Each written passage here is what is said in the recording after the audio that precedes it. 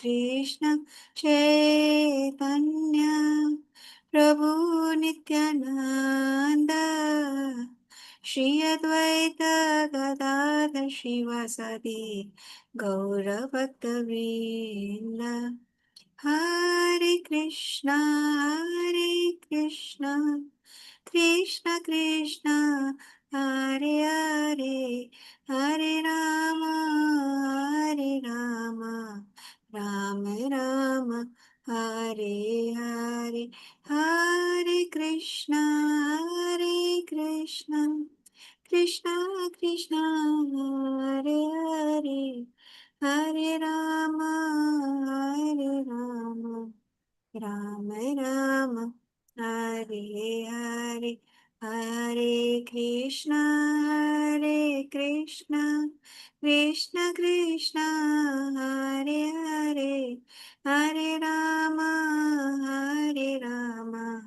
राम राम हरे हरे हरे कृष्ण जय राधा माधव जय कुंज बिहारी जय राधा माधव जय कुंज बिहारी जय गोपी जन वल्लभ जय गिरिवरधारी जय गोपी जन वल्लभ जय गिरिवरधारी यशोदनन्दन व्रज जनरञ्जन यशोदनन्दन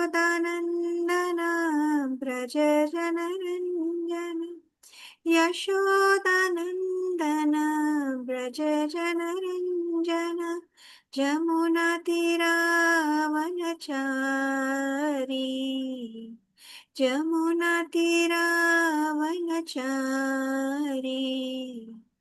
जय राधा माधव जय कुंज बिहारी जय गोपी जन वल्लभ जय गिरिवरधारी हरे Krishna. So today I'm doing this song Radha Stotram for the month of Kartik. It is written by Krishna Dvaipayana Vyasa, and the song is Grihe Radha Vane Radha. It is taken from Brahmanda Purana and it's a wonderful glorification of Sri Radharani. Hare Krishna. Please accept my name. Jai Shri Radha. Grihe Radha Vane Radha Radha Prishte Purastita यत्र यत्र स्थिता राधा राधैव राधयते मया गृहे राधा वने राधा राधा पृष्ठे पुरस्थिता यत्र यत्र स्थिता राधा राधैव राधयते मया गृहे राधा जिह्वा राधा श्रुतौ राधा राधा नेत्रे हृदि स्थिता सर्वाङ्गव्यापिनी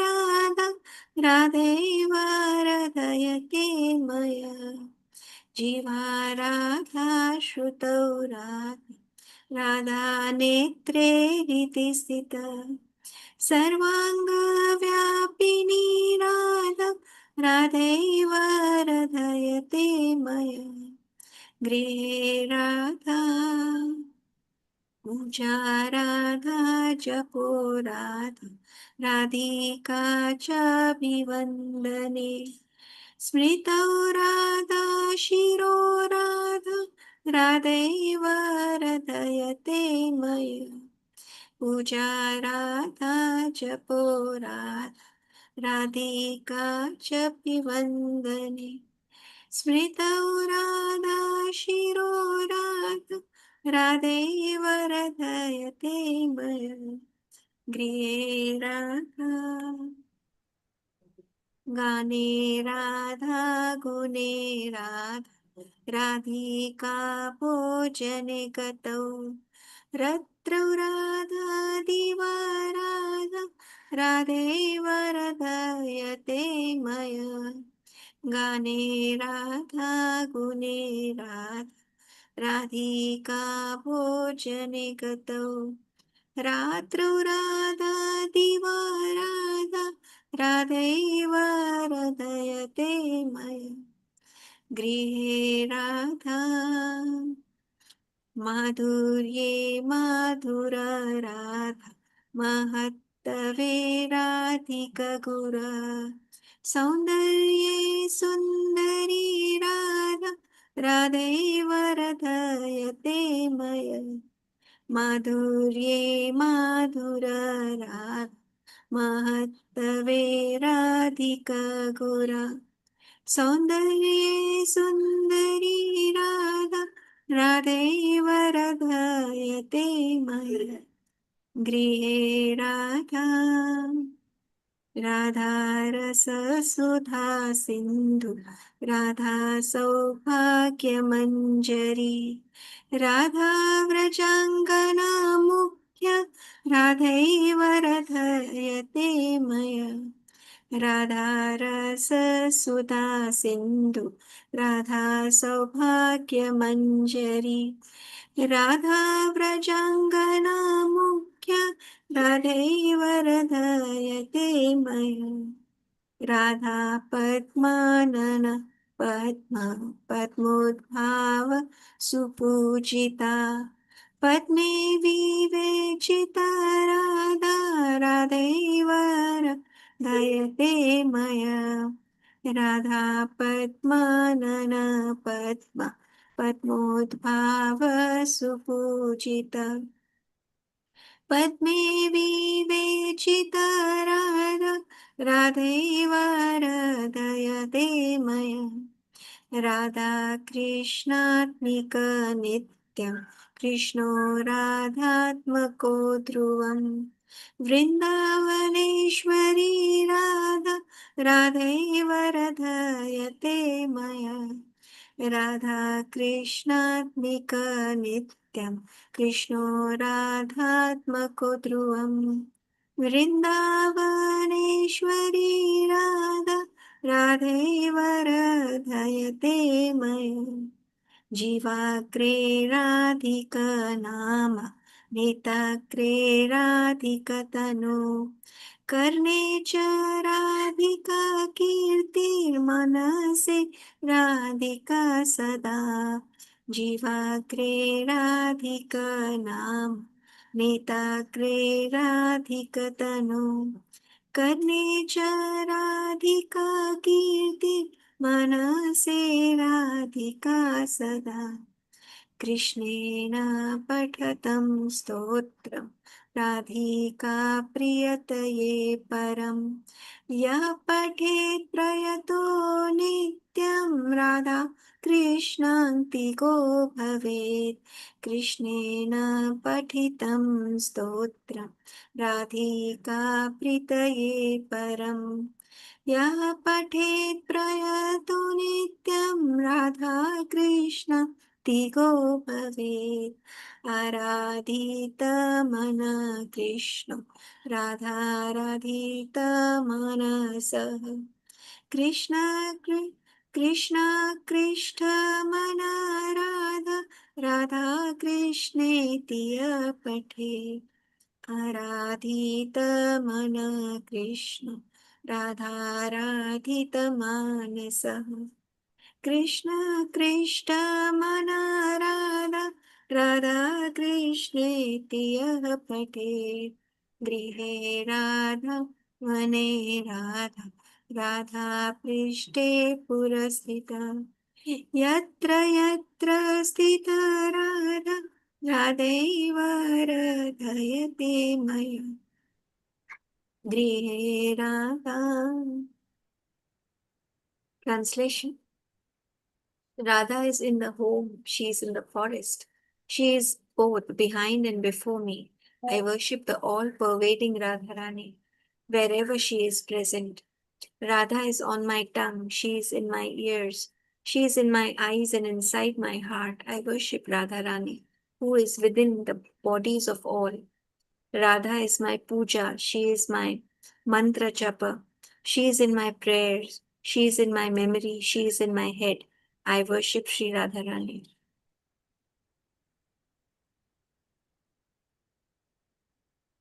Wherever I sing about the qualities of Radha.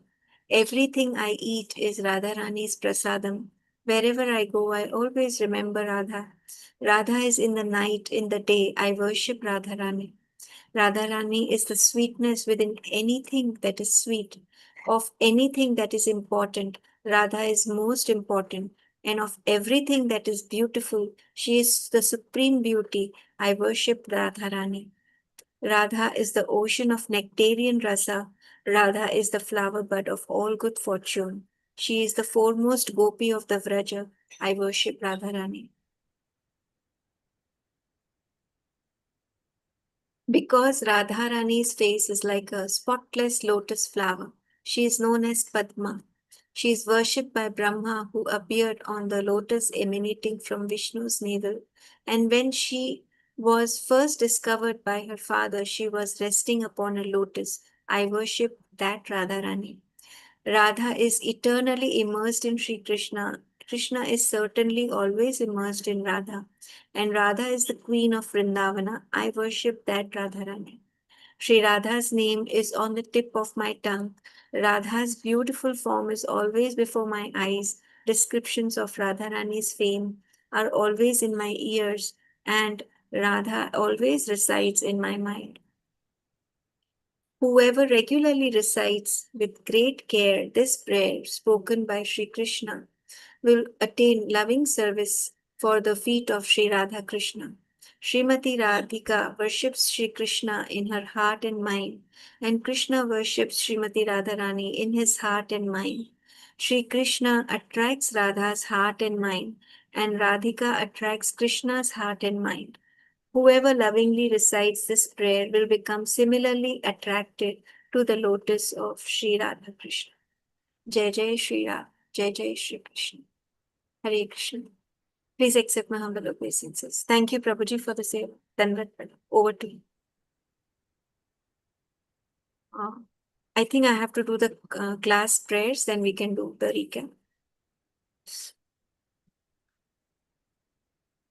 ॐ अज्ञान्तिमिरन्धस्य ज्ञानञ्जनशलाकया चक्षुरुन्मिलितं येन तस्मै श्रीगुरवे नमः श्रीचैतन्यमनोभीष्टं स्थापितं येन भूतले स्वयं रूप कदा मह्यं ददाति स्वपदान्तिकं वन्देऽहं श्रीगुरु श्रीयुतपदकमलं श्रीगुरुन् वैष्णवांश्च श्रीरूपं साग्रजातां सहगण रघुनाथन्वितं तं सजीवं साधवैतं सावधूतं परिजनसहितं कृष्णचैतन्यदेवं श्रीराधा कृष्णपदान् सहगण ललिता श्रीविशाखावितंश्च हे कृष्ण करुणा सिंधु दीनबंधु जगतपते गोपेश गोपिका कांत राधा कांत नमोस्तुते तप्त कांचन गौरांगी राधे वृंदावनेश्वरी वृषभानुसुते देवी प्रणमामि हरिप्रिये वाञ्छकल्पतरुभ्यश्च कृपा सिन्धुभ्यैव च पतितानां पावनेभ्यो वैष्णवेभ्यो नमो नमः जय श्री कृष्ण चैतन्य प्रभु नित्यानंद श्री अद्वैत गदाधार श्रीवासादि गौर भक्त वृंद जय श्री कृष्ण चैतन्य प्रभु नित्यानंद श्री अद्वैत गदाधार श्रीवासादि गौर भक्त वृंद हरे Krishna Krishna Krishna Hare Hare Hare Ram Ram Ram Hare Hare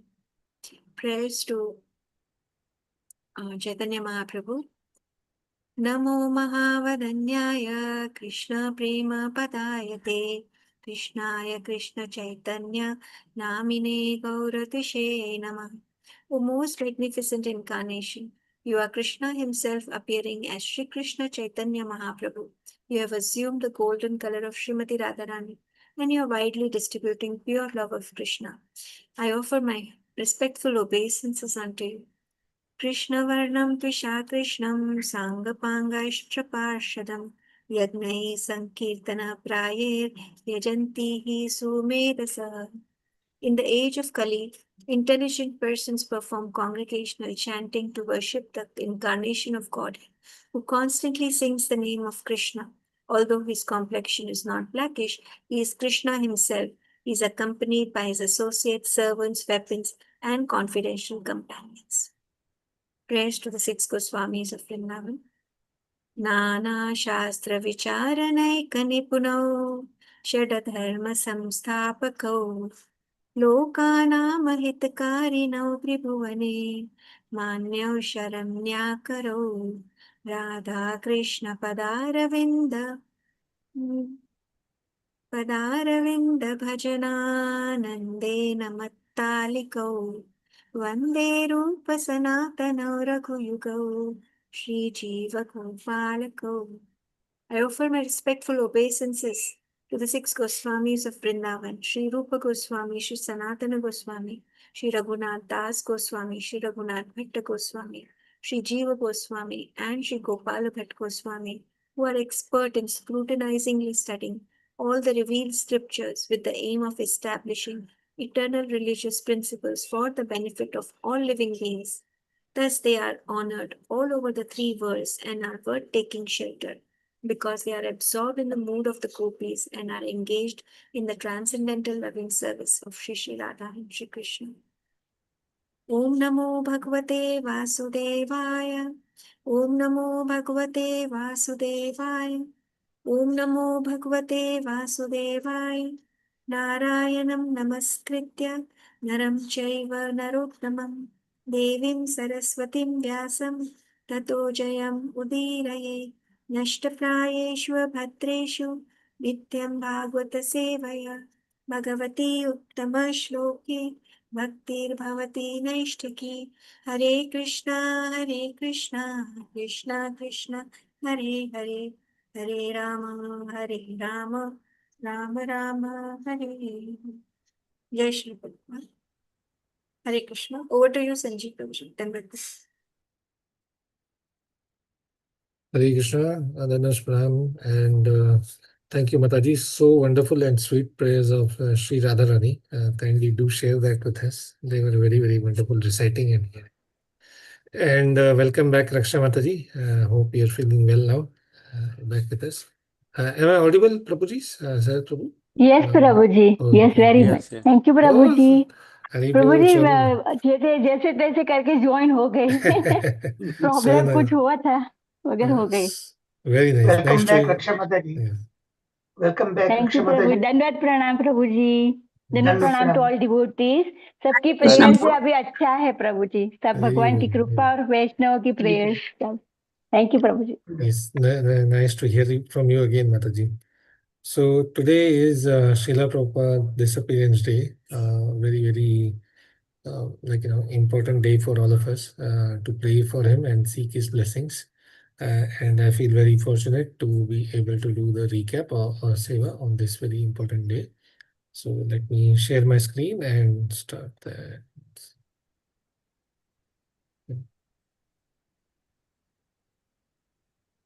Okay, so okay, I'll go full screen. One minute.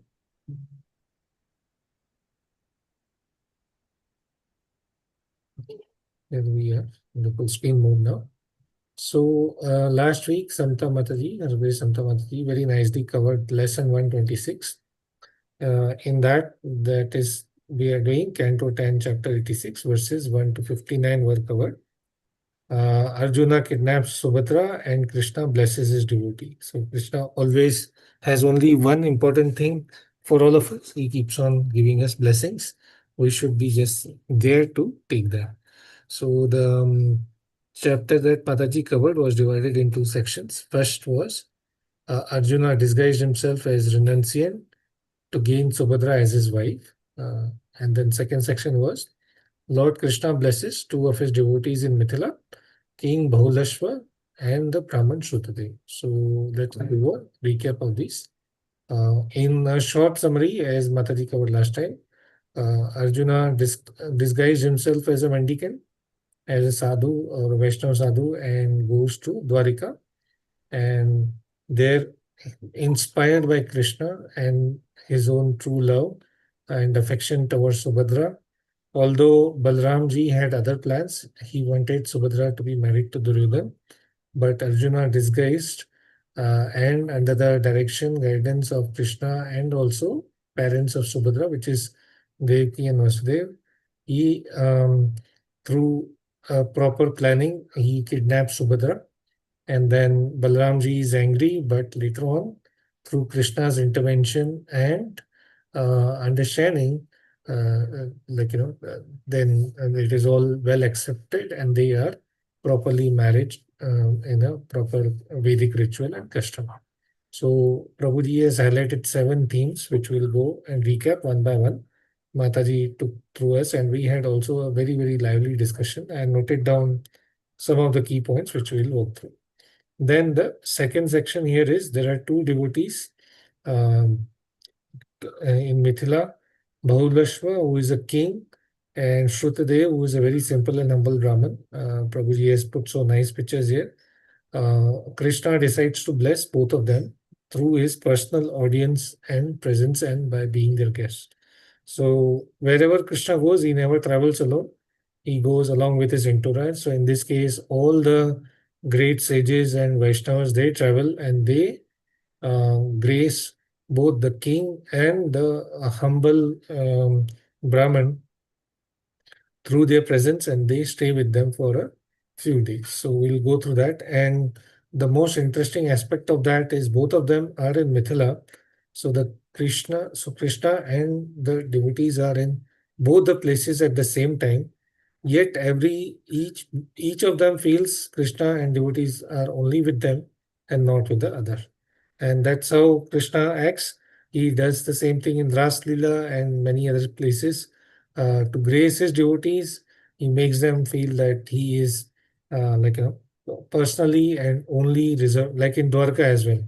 All the 16,108 queens will feel that Krishna is only coming to them and not to other animals.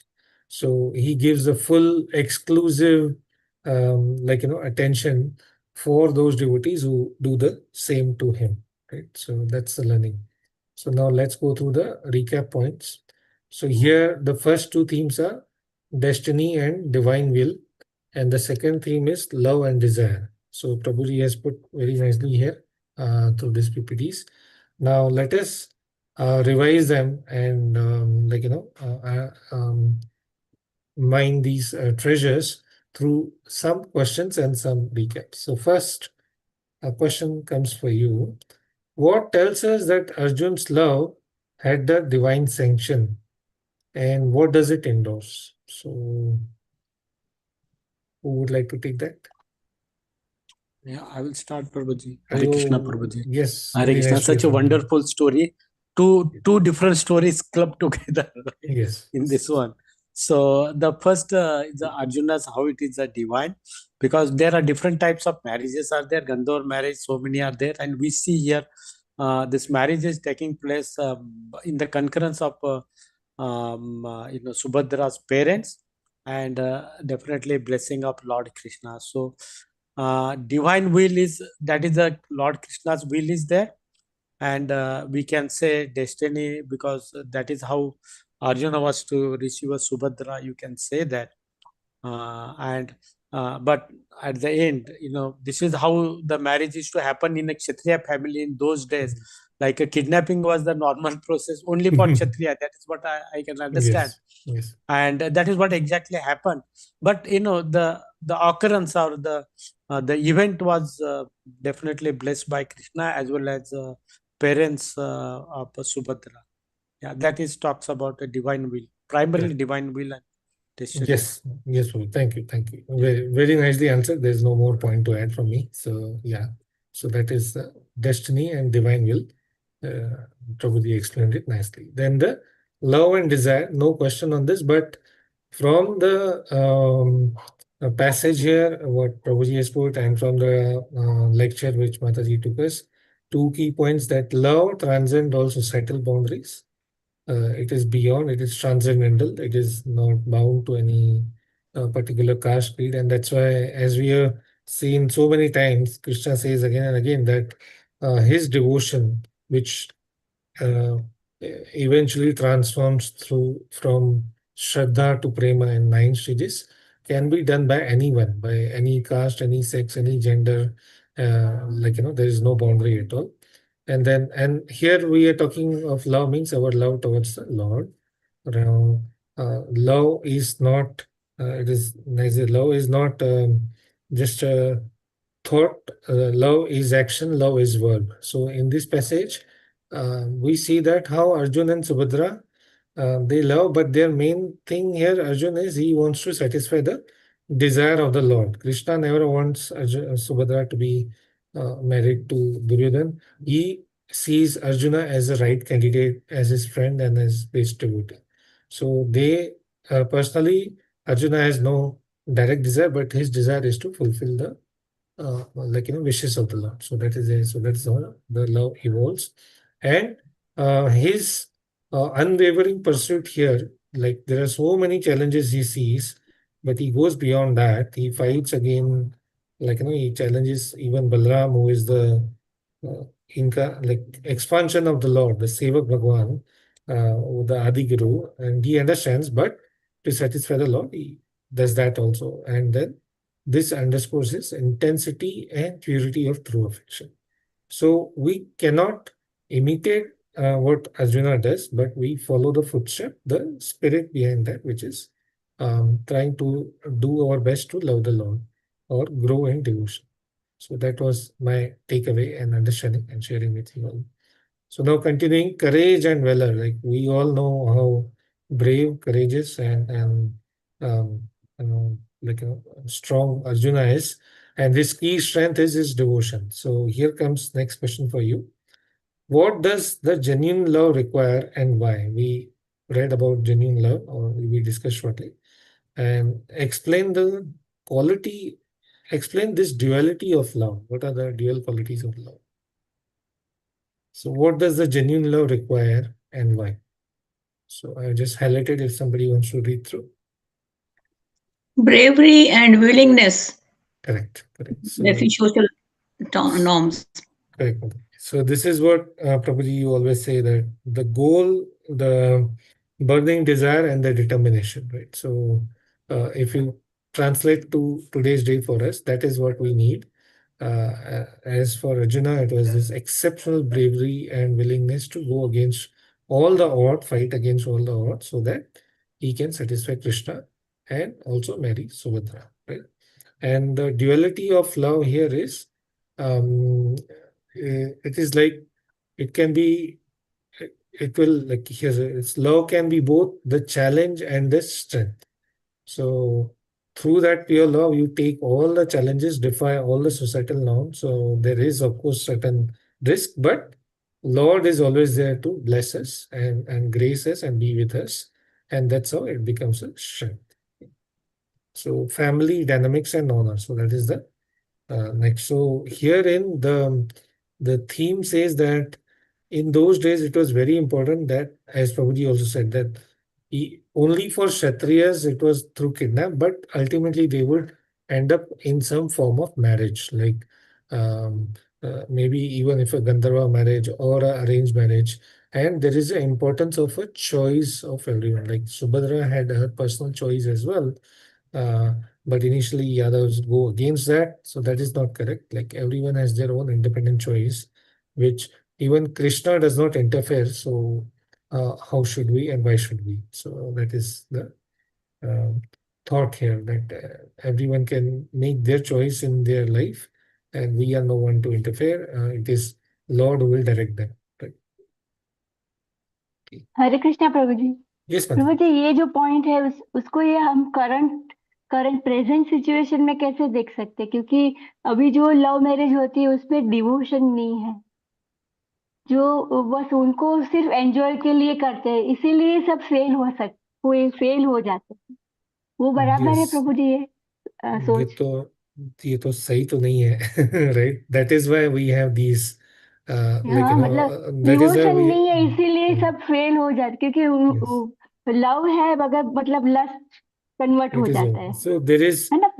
that is a big flaw or change as we see as we proceed in this, what do you see, Kali Yuga. Yes Prabhu ji. There is no samskar. There is no, like, Vedic samskar. There is all this all coming up, living relation and whatnot. But Mataji, क्या कर सकते हैं? Like, how the challenge as a present day parent I see is, the more you oppose, right, the more they will revolt. So the only thing we can do is we ourselves be perfect, and be exemplary, and let them have, if possible, as much as possible, respect and love for us, because we give them that respect and love, they will give us, and then through that they may hear us. Otherwise, there's no hope. If we Yes, just. Very Prabhuji. True. Yeah, yeah. Yes Prabhu. Yes, yes, Prabhuji, Prabhu. just something is coming. I'll tell in 10 seconds. Recently, Yes. this couple of days back, there was a judgment in Canada on Supreme Court, and Mm. court says in a marriage there was. I'm not telling all that. Marriage says that love is not a criteria for a marriage. That is the theme. Love is not a criteria for marriage. Okay. Yeah. So yeah, it is a degraded situation, and it will continue to degrade, which is what Srila Prabhupada says again and again. This is the great hope and, like, guidance he has given us through his Srimad Bhagavatam and the program he has given us. All we can do is do our best to stick to that program, and through that, uh, people can get that guidance from us. So it is very important माता जी कि हम अपने बच्चों के साथ ये सारे stories and share करें, and then also, well, not stories but past times, it's not fake, at least we must have full belief कि this is a fact, right, and we give them all the opportunity to associate with the devotees. Very Okay, true well, Prabhu ji. wonderful. Thank you, Mataji. So now, continuing the next theme, transformation and growth, right? So here, yeah, I will ask this through a question, and then we will discuss. So what are the catalysts for personal development? Catalyst means something that can get you at a full speed. So what is recommended as a catalyst for our personal development? More and more association, more Yes. and more attached to scriptures, Yeah, yeah. and our personal sadhana, very strict personal sadhana. Yes. It may Mm. connect more. It is the catalyst for the growth for personal.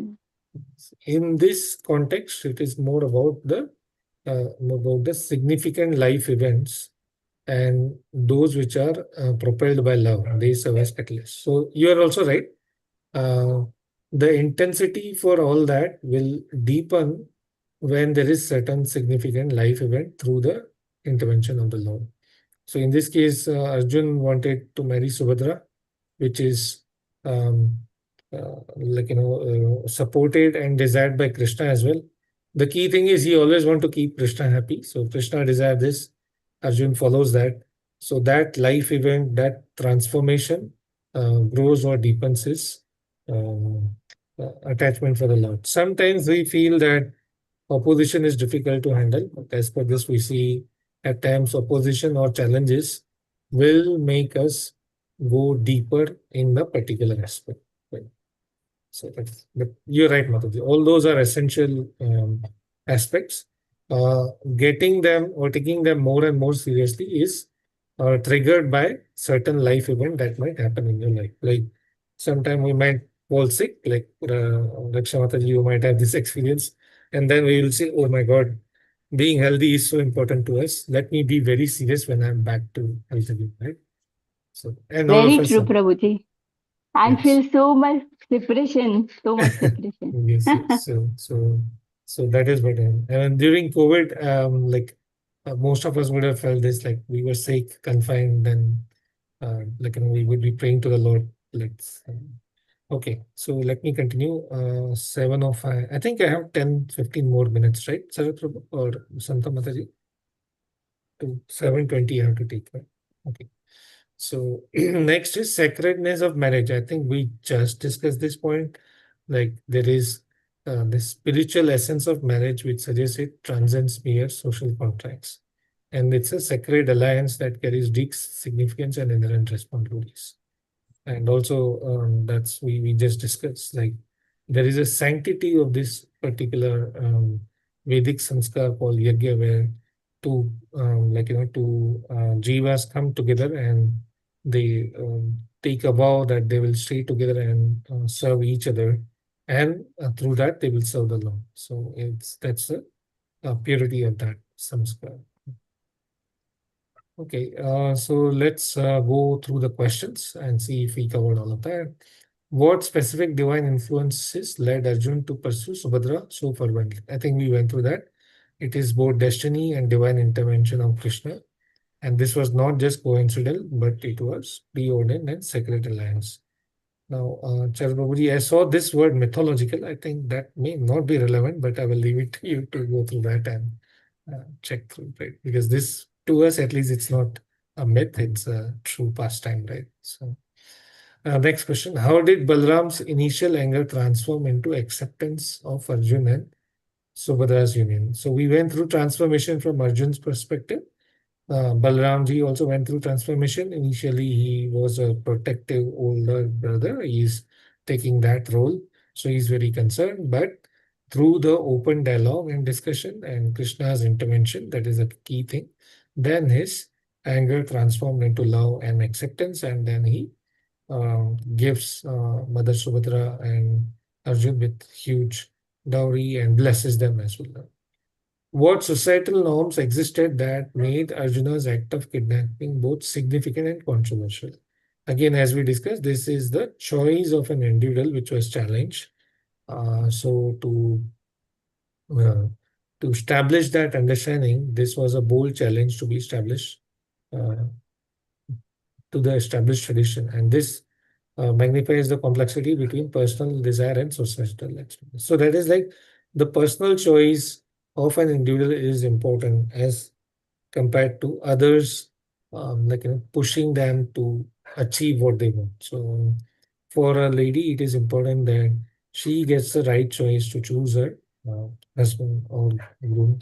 Um, so that should be the primary, not that we force to have some sacred, some other alliance and all that. Right? So that's the message here. Okay, continuing the next theme. Now, this is the next part, which is Krishna blesses his devotees, Shrutadev and Bahulashva. So, as we see, the Lord is always there holding his hand like this. That means he's always there in many deities and all forms. He's always ready to grace us. So, this was a wonderful reading here. He's so eager to grace us all the time. We just have to be ready and be the right patra to receive that grace. That's what we learn from him. So, devotion and surrender, right? So, let me start with a question from here. Where is true devotion born from? What is the source of true devotion as per? Hare Krishna, Through Prabhuji. love and So, dis. Yes, ma'am. go Okay, ahead, go Prabhuji, ahead, go ahead. go ahead, Yes, Mata. ma'am. No, you have started. Go ahead. No problem. From pure love and this deep respect, true Yes, ma'am. devotion. Yeah, yeah. It is through pure love and deep respect. In this particular context, as we see, as soon as as soon as the Lord, Krishna and his devotees come, these both exalted devotees, they what they do, they they with heartfelt invitation, they accept them with sweet words, then they serve them, they wash their feet, they offer them a sitting place, and then they serve them with whole love and full proper ritual. And this is the most important principle of bhakti in our Gaudiya philosophy, right? That any senior person, any senior devotee, or even any like an aspiring devotee and all who comes to our home, we do our best to receive them, right? So also then the next thing is divine favor and blessing. As we said, that Lord is always willing to bless us and give us the favor. Those who earnestly seek Him will certainly receive us. So actually, He is always giving it. We just have to be available to receive that. So that is the e-learning, and it was a wonderful point by Prabhu. Right. So continuing ahead, now the next thing here is humility and service. So we need to be humble and we need to serve as well, which is like wonderful shloka we have in Bhagavad Gita. Tad vidhi pranipatita pariprasthana sevaya. Like we have to be humble and serve the devotees and then ask them questions which will help us grow in our in our pursuit of this devotion. Right. So what are the qualities and actions that are necessary to cultivate loving relation? That's the next question here. What are Humility yeah. and true devotions and deep desire to seek divine. Yes, exactly correct. That is exactly correct. And then, as we said, yes, Rajkumar. So thank you, Natalie. And that is also through washing the feet of the exalted devotees, and this showcase the virtue of humility, and also these are necessary for cultivating that loving relationship. Right? And also, as Mataji, you said, true greatness is in service of others, especially those who are spiritually advanced. So, wherever we see a spiritually inclined or advanced person, we must do our best to serve him. If not much, we just we like offer our pranams and seek their blessings that way. Prabhuji, Hare Krishna. Yes, bro. Yes, bro. Yeah, so this is a really a nice example. A king so humble and so loving to the Krishna. At the same time, one poor Brahmana also loving. Both were serving in their own capacity, but in the full capacity. King was serving in that own reverence, whatever he has.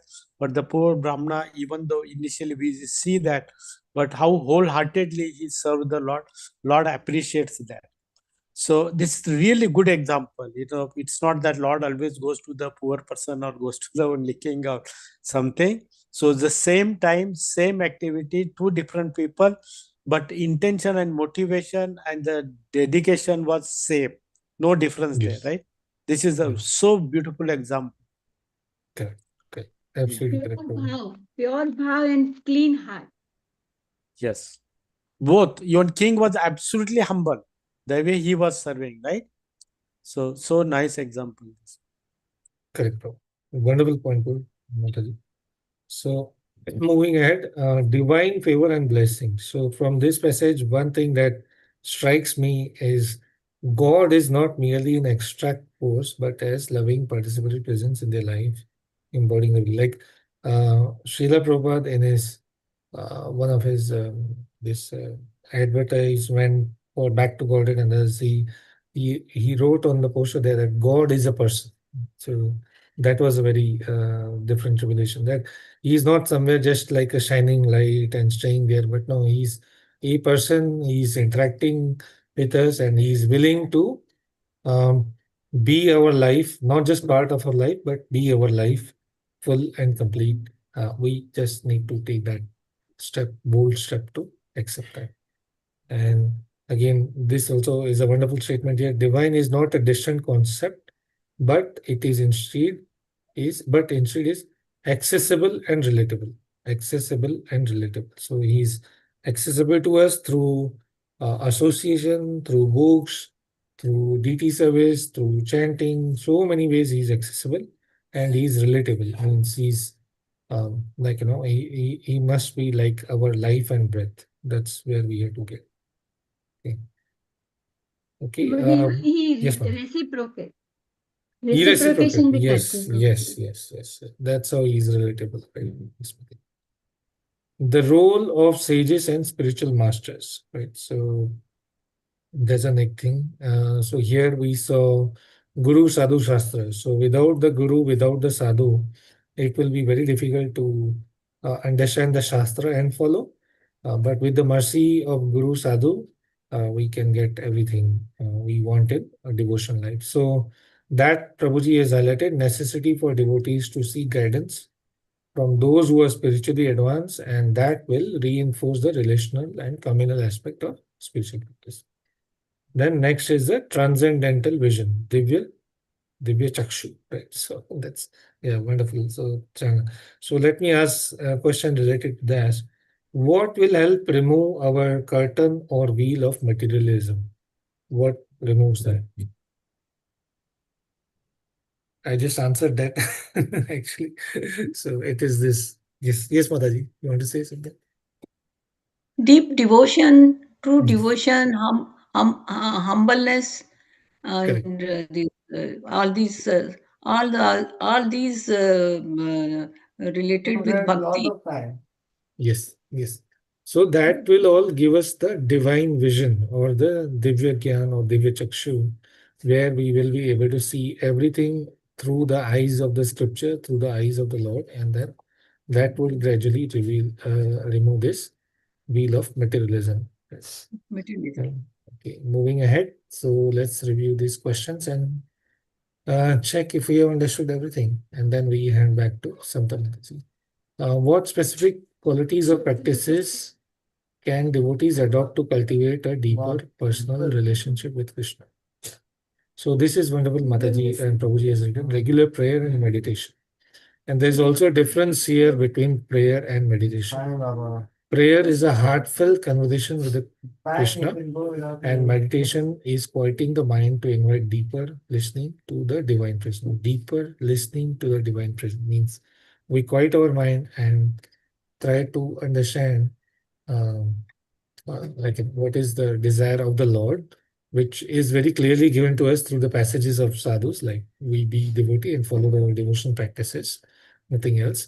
Um, and yeah, so that's a wonderful aspect here, difference between prayer and meditation.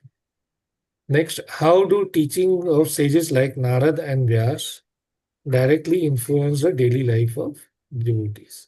So they are our North Star. North Star means they are our guiding light. So what they have given us through their teachings, through their example, we have to follow and not imitate that. Okay. Third question, in what ways can the principle of humility and service be applied in the modern practices? So by actively engaging in all this spiritual aspects of our daily sadhana and all we discussed, that will that's how we can apply this principle. And service is most important. We have to be available and do the service with the best interest. Okay, that's what I had. Thank you very much, all, and all glories to Srila Prabhupada, all glories to our Siksha Gurus. Hare Krishna. Hare Krishna. Thank you. Thank you. Hare Krishna, Prabhuji. Thank you for the wonderful. Okay, I will stop the screen share. Okay, over to you, Mataji. Thank you so much, Sanjay Prabhuji, Dandat Pranam, as usual.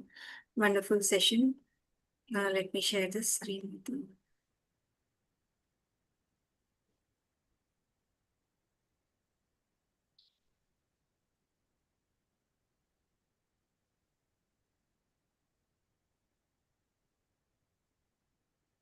Yeah, so Prabhuji so wonderfully recapped chapters 86 with us.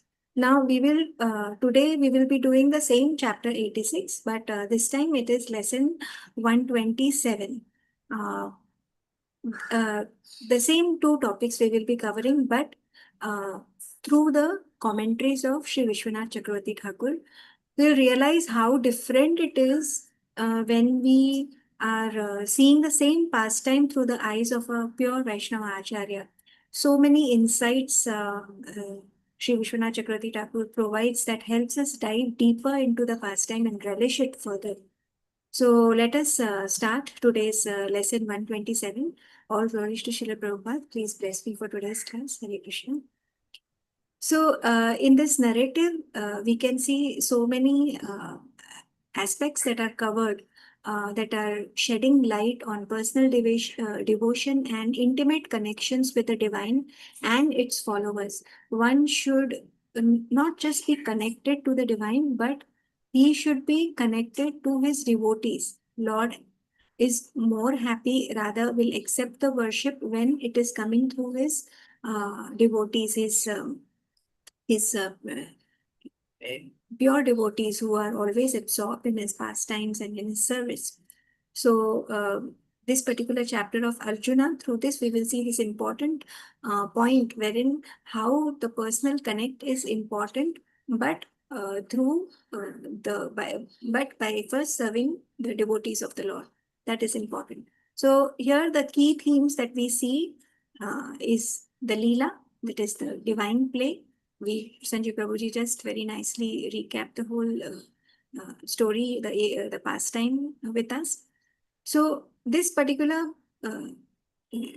concept of divine play, of the Lord's Leela, it dives into the sacred pastimes of Krishna, where the interactions among Arjuna, Subhadra, and Krishna unfold in a way that highlights the playful yet deeply meaningful nature of the divine love. So Lord's pastimes are playful, they are enjoyable, but at the same time, it has a very deep meaning because it is transcendental, because the nature of divine love is very meaningful, it is very profound, it cannot be superficial. So in mundane world also we see many such stories, uh, people falling in love and going to great extents to prove their love in the society, but they do not leave a lasting impact or a mind because mundane world can never be transcendental. It cannot even reach a bit of the transcendence. It will remain material. Hence, the impact that these actions uh, have in the mundane world are nothing compared to the transcendental love of the Lord. So we are experiencing the same relationships in our life also. We are also surrounded by our family and friends to whom we are devoted to. But our attraction or our attachment should not be in them. That those duties should be done like that. Those relationships should be taken as a duty because we are into the human body, but the inside emotion and attachment should be towards the supreme. That is how one should live in the material world. So here in this particular pastime, which is playful at the same time, it is very meaningful also. Why it is meaningful? Because Lord Krishna himself is orchestrating these events. He is the one who is guiding Arjuna to pursue Subhadra. And thereby it is reinforcing the belief that the sacred actively engages in the world, particularly when it involves devotion. Lord is, like again and again it was said in the previous session, he is eminent as well as he is transcendental. So he is inside each and everything of the material world. At the same time, he is beyond each and everything of the material world. And the Mayavadis, the Advaitavadis, they believe in a superpower that is so raw, that is so very sounds superficial, cannot uh, it just blesses, it is just there, it is just around. But here in Gaudiya Vaishnava philosophy, we see that Lord is engaging in each and every aspect of the devotee's life. He is orchestrating his devotee's life. He plays a very important role in his devotee's life. Why so? Because Lord's devotees are most beloved to him. That's the reason he is, as a parent, as a lover, as a friend, he is always guiding a devotee. So that is a very important you can say important difference that we can see in other paths of self-realization too versus bhakti. Bhakti is a more lively, is a more reciprocal relationship, is a more profound way, path that is leading to the divine, wherein Krishna comes as a person, appears as a person in the devotee's life and guides him. So Lord's divine play is ekdam different. It's nirala than other things. So this is what we see. This is what Vishwanath Chakravarti Thakur is highlighting, that how is Lord Krishna's Leela, how different it is from other paths of self-realization. Then you see the second key point over here is devotion and desire. How is Arjuna's desire, how it is, like his longing to marry Subhadra, it transcends mere personal yearning, and it is intricately woven into a fabric of divine will and auspiciousness. So this particular pastime is very auspicious.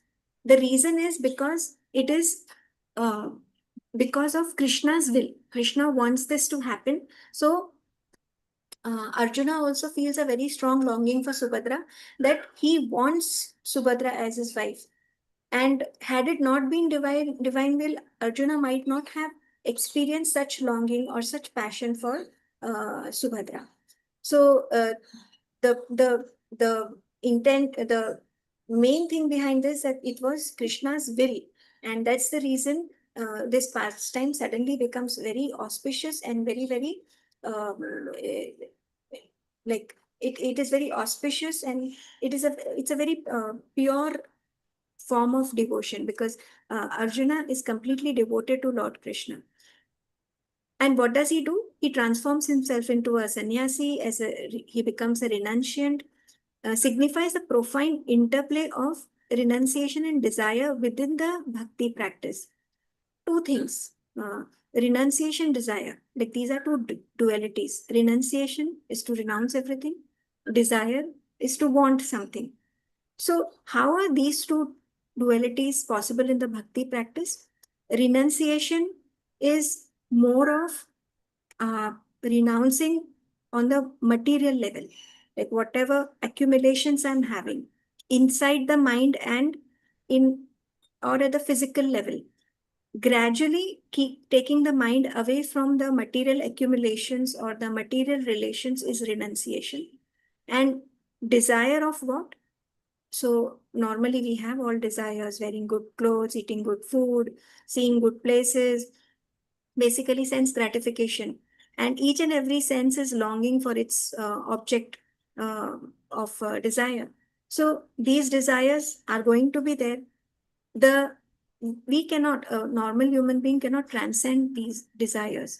So Prabhupada tells us we have to transform these desires, make them Krishna centric. Like whatever we do, even if we are eating, we offer it, like we are offering to Krishna, and then we are taking the prasadam.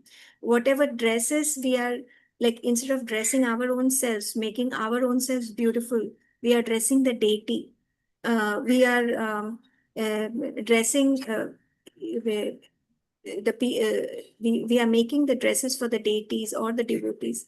So desire has to be transformed. So how renunciation helps to develop a spiritual desire is you kind of renounce your own desires for self-gratification, transform them, and rather satisfy the desire of the deity or the desire of the Lord's devotees. So in that, renunciation automatically happens.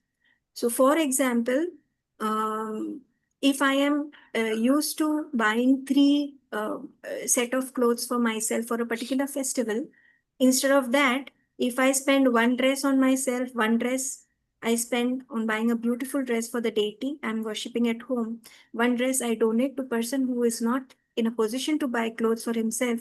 So that also is as an offering to Krishna, because everybody is a part and parcel of Krishna. So I am renouncing the idea of self-gratification for my physical body and uh, being aware of the desire of the other people around me. So that is how it has to be taken. Renunciation for own personal desires that are basically based on sense gratification, and desire to serve Krishna and his people, his world, his material existence, seeing Krishna in everyone. So these two dualities has to be understood in the right sense. Renunciation and desire, how renunciation and desire should be within the bhakti practice. So this duality is essential to bhakti, where the devotee's aspiration align harmoniously with the divine purpose. So when we are not thinking just of ourselves, but about the people who are around us, what are we doing? We are aligning our aspirations, our desires very harmoniously with the divine purpose.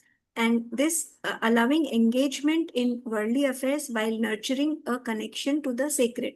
So when we are serving others, automatically our connection with the divine is getting fortified, it is getting strengthened. So very beautiful points Vishwanath Chakravarti Thakur is emphasizing over here. Now let us see these within the story, within the pastime.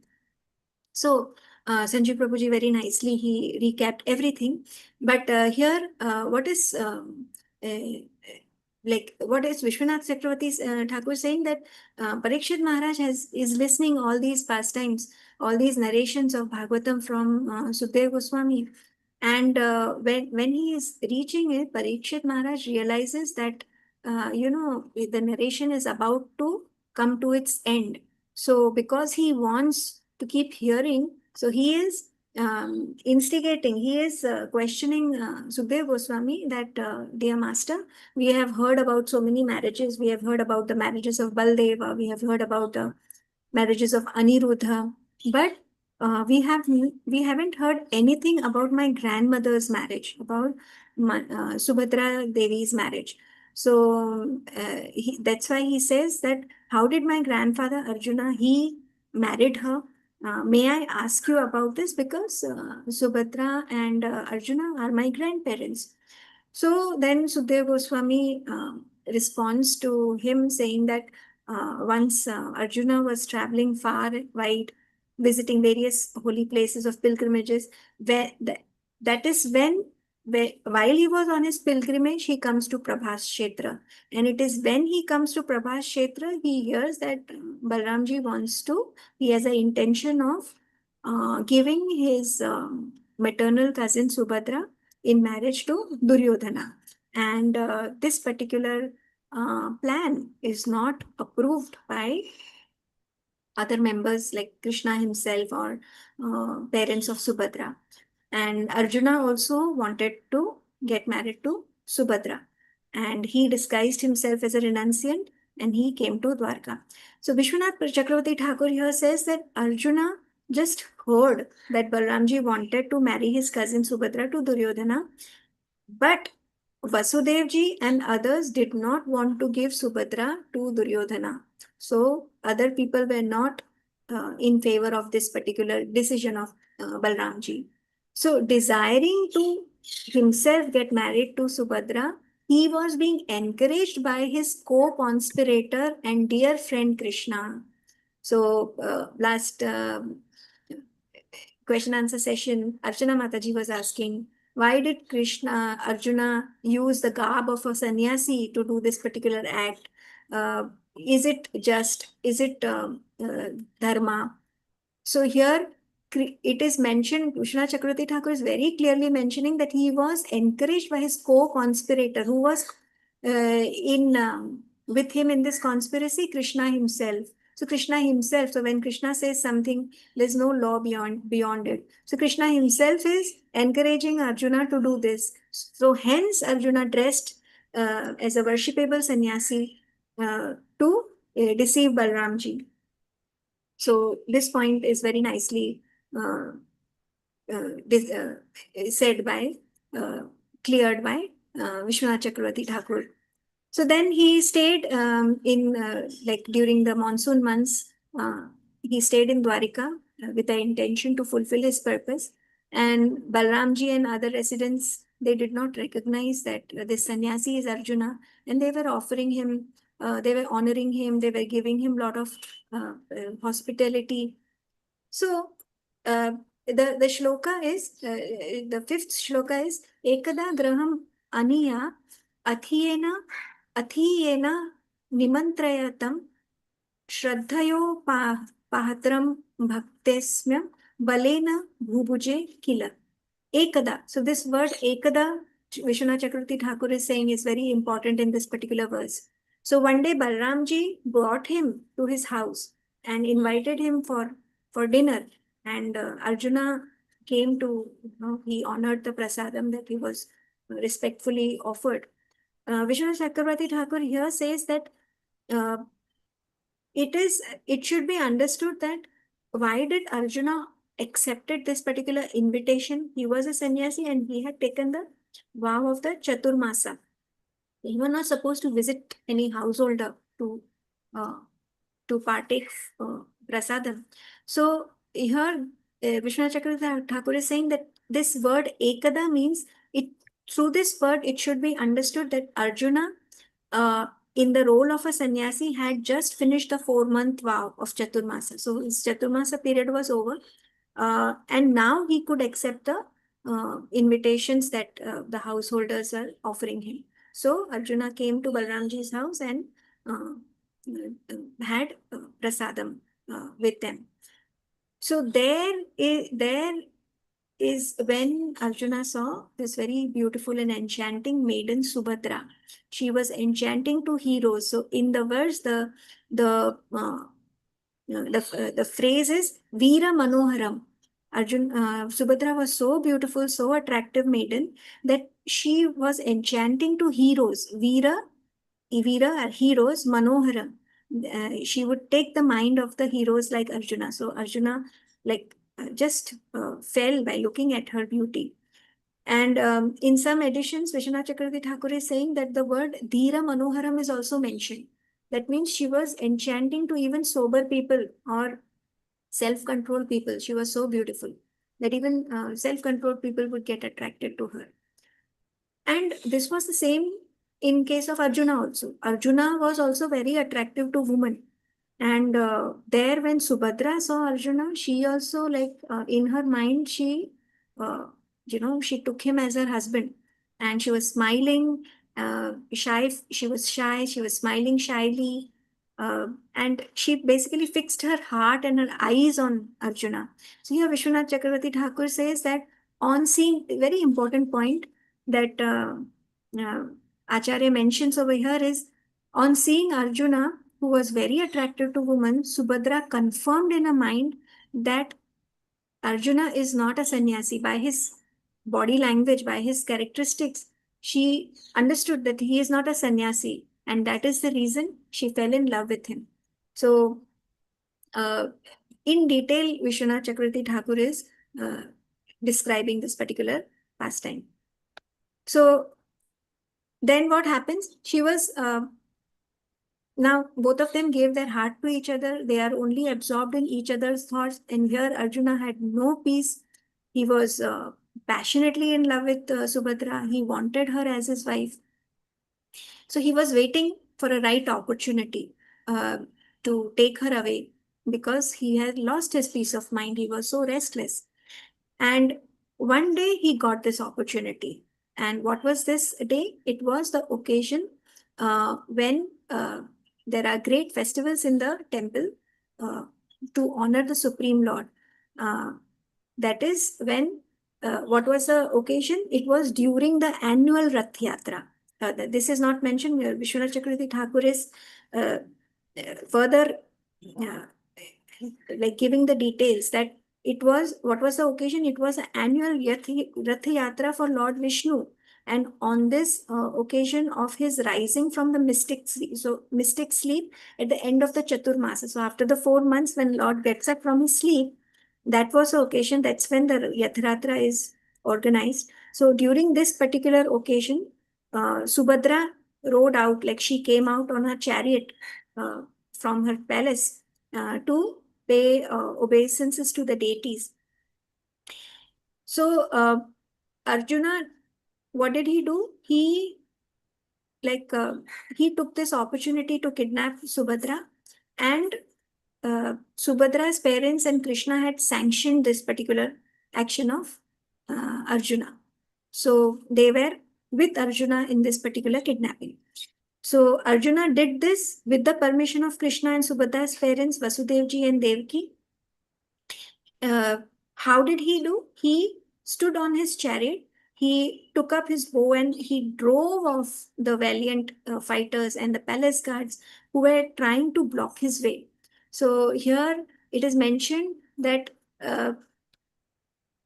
his relatives were shouting, Subhadra's relatives were shouting in anger as he took away Subhadra, just as a lion takes away his prey from the middle of the lesser animals. So Arjuna just ignored Subhadra's relatives who were crying. So when you are a part of a community, in a part of a family, if something unusual or bad is happening, you protest against it. So that was the normal reaction of the people who were present over there.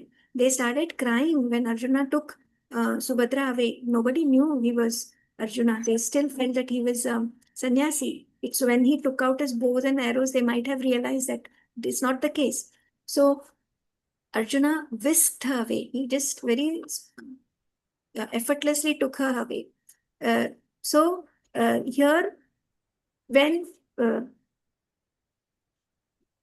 we say the reactions of the people who are present over there, or the reactions of the relatives, what will happen when Balramji hear this? He also came to know about Subhadra's kidnapping. He also came to know that it was not that sannyasi was actually Arjuna, was not a sannyasi. So just imagine what Balramji would have gone through. The most powerful person, what would have been his state of mind when he realized he has been fooled like this? Obviously, what kind of anger, like it is mentioned, the waves of the ocean, how they are on a full moon, during the full moon. That was the anger Balramji was experiencing. And so anything could have happened. In that anger, he could have taken any step. But suddenly, Krishna pacified the whole thing. Krishna knew what was going to happen. So obviously, he only had encouraged Arjuna to kidnap Subhadra. Now Krishna, what did he do? He very respectfully took hold of Balramji's feet. So just imagine. At the same moment, Balramji would have melted like anything the moment Krishna had taken his feet in his hands.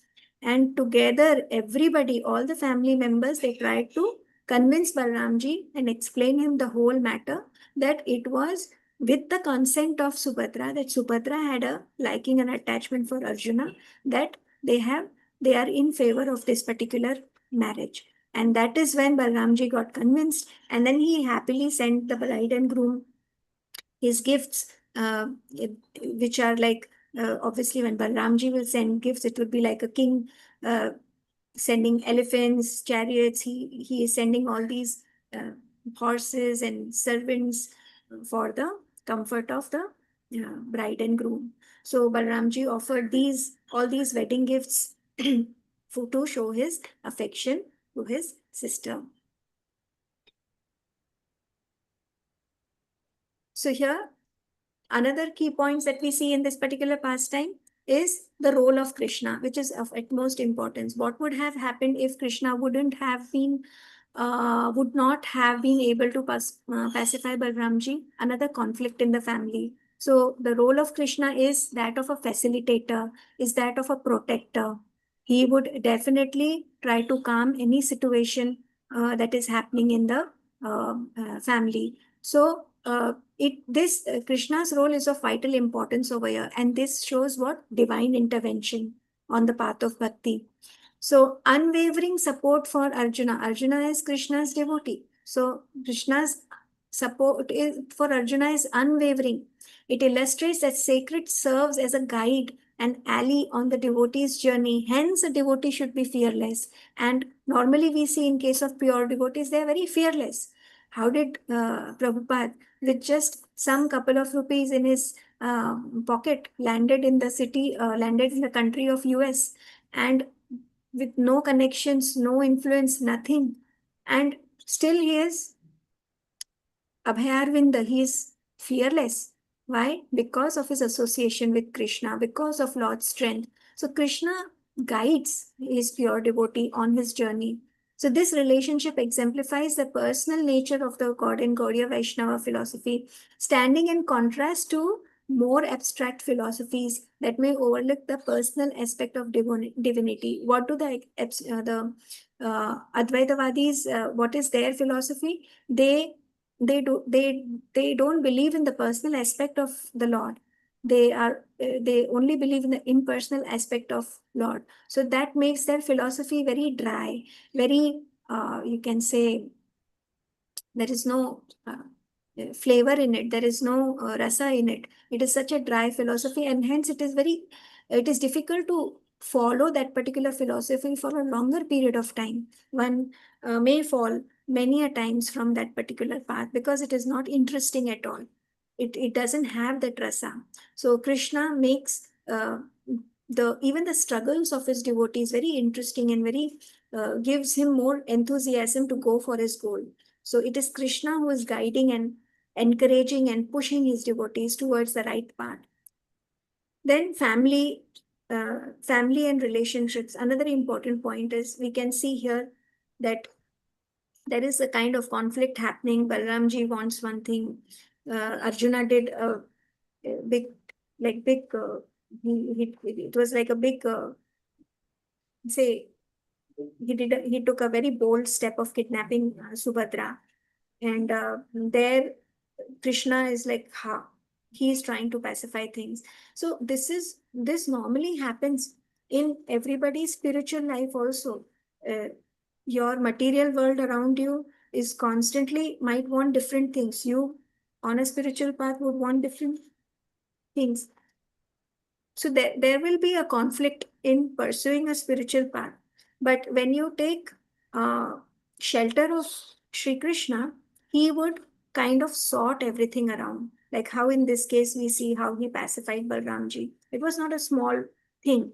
Like Balramji is not any other person of a family or any other person in a mundane material world. Balramji is the Lord himself. So just imagine what could have happened if Krishna would not have been successful in pacifying Balramji. What could have been the consequences? But when Krishna is around, everything just falls into place. So taking shelter of Krishna benefits a devotee in any situation, whatever conflict he is facing in his personal life. So that has to be taken. So this particular theme resonates with the understanding that devotion is not solely an individual endeavor. Arjuna had kidnapped Subhadra, but still things could have gone wrong. So Krishna came into the picture and pacified the matters, and the whole family and community became happy. So Krishna does not just settle the situation on an individual, like individual endeavor is one thing, but Krishna's support is the most important. Without his support, things cannot become as like there cannot be a happy ending that we can see in this particular pastime. Then another key point Vishwanath Chakravarti Thakur is highlighting is a sacred time and ritual. Very important point. What is the backdrop of this particular pastime? That Rath Yatra is happening. This is a very, very important festival in Gaudiya Vaishnava.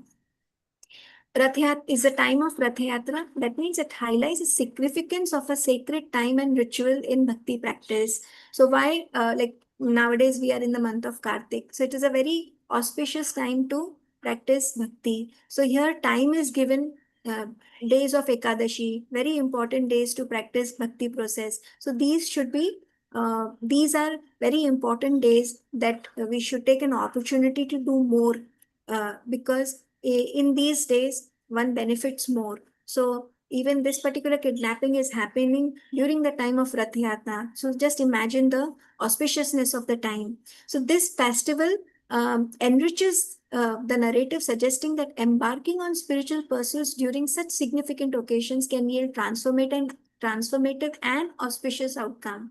So in this particular pastime also, the outcome was very auspicious, and Balramji's anger became transformed, and he also came into the favor of this particular marriage. So the ending was very happy for everyone. So because this time also played an important part, because there are positive vibes around, there is positive vibes changes a person's way of thinking. So everything gets affected when the time is right. And this we might have experienced in our lives also, that when the time is right, even when we do the wrong action, we don't suffer badly from it. So the right time is always important, and one should take advantage of these particular occasions, these particular auspicious days, uh, to grow in on the spiritual path. So this emphasizes that engaging in devotion during moments like Rath Yatra can lead to profound divine fulfillment. So when we engage ourselves in during these times, there is the kind of fulfillment that we feel is much more greater than other times. So time is here given a lot of importance. Then last point over here is emotional dynamics. The emotional upheaval experienced by Balrama and the turmoil of Subhadra's relatives illuminate the intrinsic emotional landscape that prevails in matters of love and devotion. This complexity is celebrated within Gaudiya Vaishnavism, where emotional expression are viewed as essential to the practice of bhakti, allowing devotees to experience a full spectrum of emotions towards the divine. Full spectrum of emotion towards the divine. Is it easy to come? Is does it just happens normally? One is doing bhakti and he suddenly feels so much of like obstructive flow of emotion towards the divine. Is it possible? It is not possible. There will be complexities always, no matter, even if you are related to Krishna, still it is not possible. So emotional complexities, situational complexities are in fact, like, instead of taken as a you can say obstruction, these are celebrated in our Gaudiya Vaishnava philosophy, because it is when person faces obstruction, his intensity for that particular emotion increases, and the love that he experiences for the object of his love, that also his love is tested, like for this particular person that he is yearning for. So love is tested, and then when it overcomes the obstruction, that is when one realizes that it was, whether it was pure or whether it was just regular love, that could have just, like, sometimes we just easily give up. So when we are tested, our love, we come to know like how much importance that person or that object we have, what importance do we give to our object of worship. So emotions will not always flow freely towards the divine. It will experience many obstructions, and it is our faith and surrender that will decide whether we deserve to have these emotions towards the divine. And if we are suffering, if we are yearning for the divine connection, then the divine intervention happens, because Krishna sees that he wants me more, my devotee wants me more. That is when he intervenes, that is when he becomes the guide, that is when he facilitates and he protects. So very important points here. Points are the same, but the way Vishwanath Chakravarti Thakur is emphasizing on that, we should be absorbing these points, that we are going to experience all these situations, how we have to, what we have to do, how we have to act like Arjuna. So we cannot copy, but at least we can try our best. So at our level, even trying is also a very great thing, I would say. So in conclusion, we see there is the whole pastime by this is presenting a vivid personal and relational approach to the divine, a vivid personal and relational approach to the divine. you can relate to the divine. It is a personal connect. It is a vivid relationship. It emphasizes that love, desire, and devotion are not merely theoretical constructs, but living experiences. These emotions are living, these are experiences to be experienced, to be lived, infused with sacred purpose and playfulness. And there is a purpose behind it. And this purpose is sacred.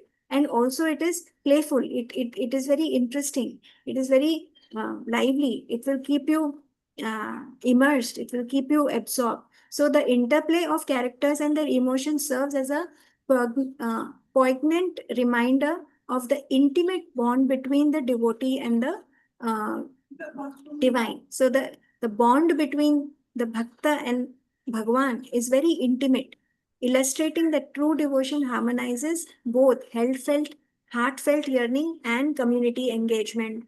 Heartfelt yearning, normally we try to shy away from crowd, saying, oh, there's a lot of crowd, I won't go. But these community uh, uh, rituals should be attended, should be addressed. Why? To grow personally. When we alone, we won't be able to grow so much as, and the yearning for the Lord will also not develop unless we get that particular kind of environment. When the environment is favorable, see everybody going towards raising their hands towards the Lord. Suddenly, your hand also, no matter whether you want it or not, your hands will also rise without even you realizing it. So, the environment should be favorable. Sometimes, when the environment is favorable and the desire is deep, the progress that will happen is unimaginable. So, hence, two important points: personal journey, at the same time, community engagement. These two should come together for the spiritual goal. So, wonderful pastime of Krishna, Arjuna kidnapping Subhadra from the eyes of Vishwanath Chakravarti Thakur. Now, three important questions that we cover over here is: what specific aspects of Rath Yatra festival enhance the themes of divine play and devotion in this narration? Rath Yatra festival represents a profound backdrop for personal and collective engagement in the divine. Just now we saw that. Essential aspects as communal gatherings, processions featuring revered deities, and collective chanting. Collective chanting is Yuga Dharma. Significantly elevates the theme of divine play and devotion. So these elements not only immerse participants in a shared experience of bhakti, but also reinforce a powerful notion of divine presence within the communal worship. I once remember Charu Prabhuji has said in the class that when Radhanath Swami comes, the whole environment, like his presence changes, like it transformed the whole place. And so he is a pure devotee of the Lord. So when the pure devotee, if he has the capacity to change the whole, to transform the whole place from material to spiritual, what to say of the Lord himself? So these communal worship is recommended, and one should participate in this. So the festival's capacity to facilitate both collective and individual engagement empowers devotees to expressing their emotions through celebration and reverence, fostering a deep sense of connection with the divine. So when everybody coming together and expressing their emotions, celebrating the relation with the divine, one also feels a deep connection with the divine. One feels a deeper connection with the divine. Individually, you can feel a deep connection. When you come along with everyone, you feel a deeper connection. Then, second question: how do the emotional dynamics of characters like Balrama and Subhadra, Subhadra's relatives, reflect broader philosophical teachings in Gaudiya Vaishnava? So here, the emotions that are expressed by Balramji and Subhadra's relatives, they show that they are through basically from the point of view of the family, that in the family everybody is attached to each other. So Balramji's response is basically he got angry because of his he was protective about his little sister Subhadra, and because of his protectiveness he reacted like that. So it reminds us of the profound obligation to honor family bonds. We should be honoring our elders in the family. That is of utmost importance. And hence Krishna showed us that how we should kind of establish peace with them. So whenever the situation goes wrong, uh, here Krishna's interventions emphasize the importance of harmony in relationships, because our elders are the most respectable entities in our family. They should be kept happy. They should be honored. They should be given so much of respect. And when they are respected, when they are honored, harmony is there in the relationship. So nowadays there is a very strong, drastic change in the society wherein elders are not respected at all. They are neglected. So how Krishna is pacifying Balramji shows that Lord himself has so much of regard for his elders. What to speak about like fallen creatures like us. So this intricate interplay illustrates that devotion is deeply intertwined with human emotion. Not just our emotion is important, every human's emotion is equally important. Enriching and deepening our understanding of the devotee's relationship with the divine. Every time you respect another person who is a part of a parcel of the Lord, support that person or help that person anyway, our relationship with the divine is deepening more and more. Third, in what ways can the duality of renunciation and desire be more clearly understood in the context of contemporary practices of bhakti? So we have to work within the framework of the contemporary bhakti practices. Uh, for our personal growth and for spiritual fulfillment, this is important. So modern devotees, what are they doing? They navigate their individual aspirations along with spiritual commitments. Very important point. Navigating individual aspirations alongside their spiritual commitments. How is it possible? Material world is very demanding, and how to align that with our spiritual commitments.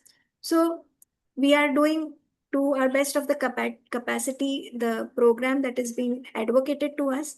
But at the same time, if that much is not possible, even if you surrender every karma that you do towards the Lord, offer it to the Lord, that is also an offering.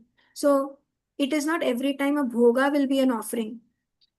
If with a pure heart one offers this karma to the Lord, that is also a pure offering. So whatever we do in our daily life, if we offer it to Krishna, that is also an offering, very important offering. In this way, we will be remembering Krishna all the time, because whatever we are doing, we are offering it to him. So spontaneously, we are remembering him throughout the day. So this is of utmost importance. So often transforming worldly desires into meaningful devotion. So when we do that, when we are offering each and everything to Lord, what is happening?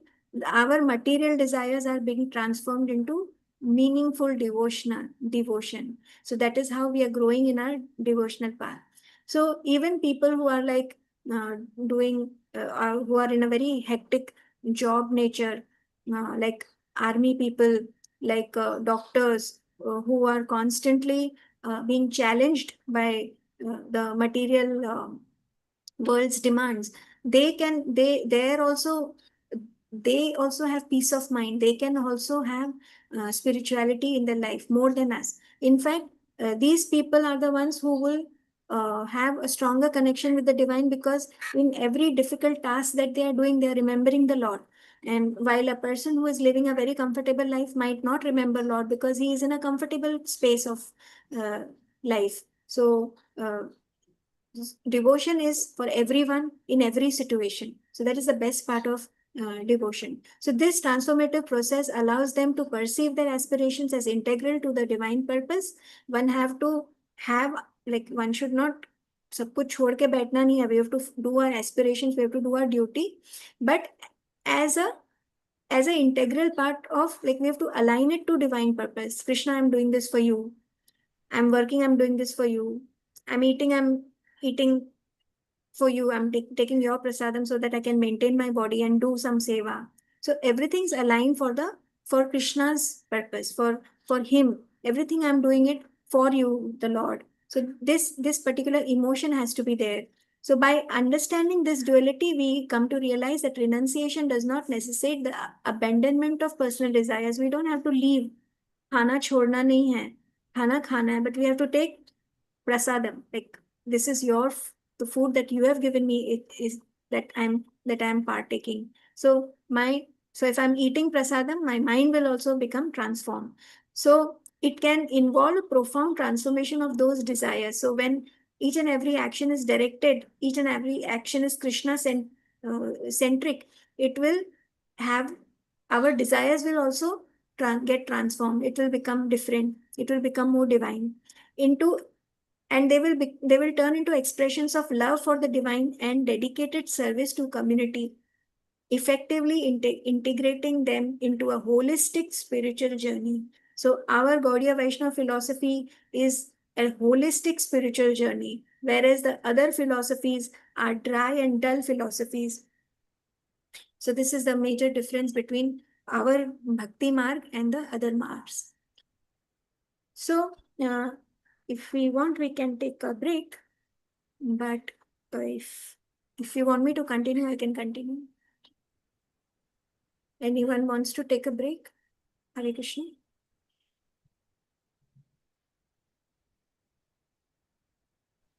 Am I audible?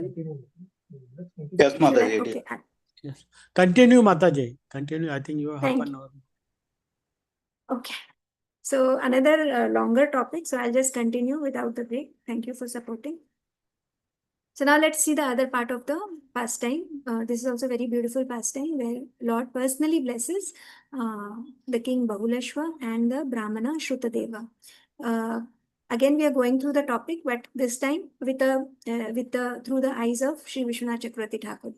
Important key points. The first one is personal attention and mercy. Krishna chooses to personally, like in this case, he chose to personally visit this king of Mithila to show his boundless compassion. Now, Krishna's compassion for his devotees is boundless. This we can see from this particular pastime, that Krishna is the Lord of the three worlds.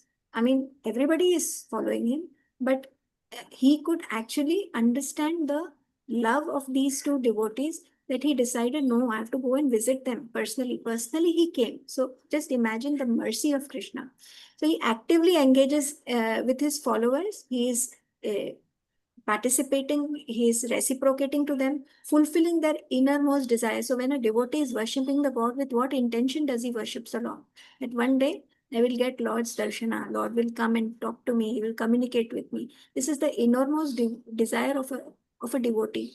So Krishna wanted to fulfill that. So he went all the way to Mithila to bless these two pure devotees of his.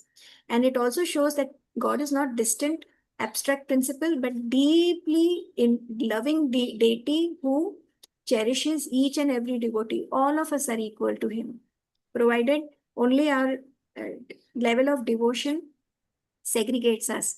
So if one has, so everybody gets an equal opportunity to, uh, to see, to experience the divine, but only the few who have reached to a very pure level can actually associate with the Lord himself. So there have been, like, India is a land full of such devotees who have actually reciprocated or actually communicated with the God.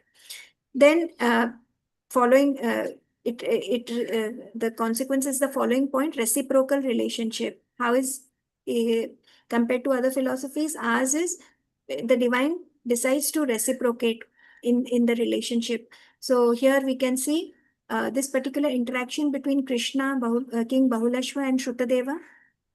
It shows a profound reciprocal nature of devotion. Not just the devotee served the Lord, but the Lord himself reciprocated, and he's decided to bless the devotee. So we can see this in reciprocal relationship in case of Bahulashva and Shrutadeva.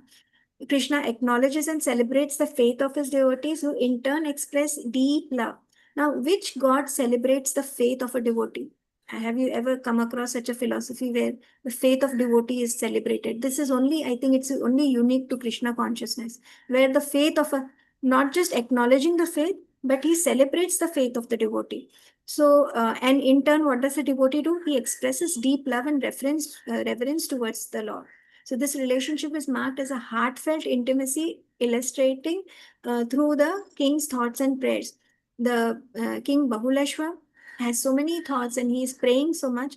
So his relationship with the Lord is very intimate, and Lord decides to reciprocate him, to bless him. So here we see the other points wherein devotion is the key to realization. So what can unlock the sweetness of Krishna? I think Krishna is the sweetest of all the gods. He, like, everything about him is sweet. Very beautiful Vaishnav song is then everything, like he is the king of sweetness. So Chalitam Madhuram, Dravitam Madhur, everything about him, his dance is madhur, his eating is madhur, each and every action of Krishna is sweet. So he's the king of sweetness. So what can actually, but have we actually ever experienced is sweetness, or will we ever? Yes, we can. And who experiences? A pure bhakta can experience this sweetness. So what will unlock the sweetness of Krishna? Devotion, bhakti man, pure devotional service. Ahetuki bhakti can only unlock this sweetness of Krishna. So he affirms that he can only be reached through genuine love and devotion. So if there is genuine love and devotion, even the laws and rules and regulations can be broken, because the criteria is genuine love and devotion, highlighting the essential role of personal connection in experiencing the divine. So you connect personally with the divine. So devotion is the plays a pivotal role. It is the only key to experience or have a personal relationship with Krishna. And fourth point is emotional engagement. One should be engaged with the divine emotionally. This we see in case of Bahuleshwa and Shrutadeva.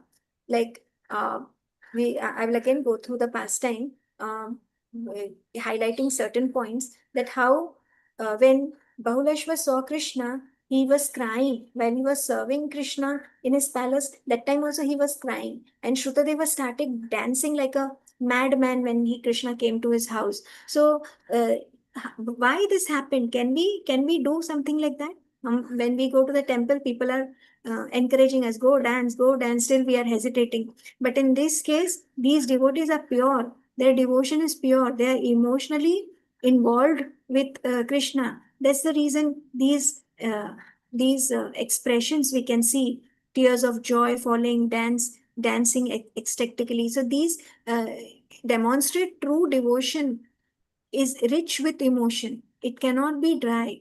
Uh, Even in our mundane relationship, we feel such emotions towards uh, children, towards parents, towards brothers, sisters. What to say of emotions with the divine? One can't even imagine. So this love, longing, and gratitude, true devotion should be rich in love, longing, and gratitude. And again and again, true devotion has to be rich in love, longing, and gratitude.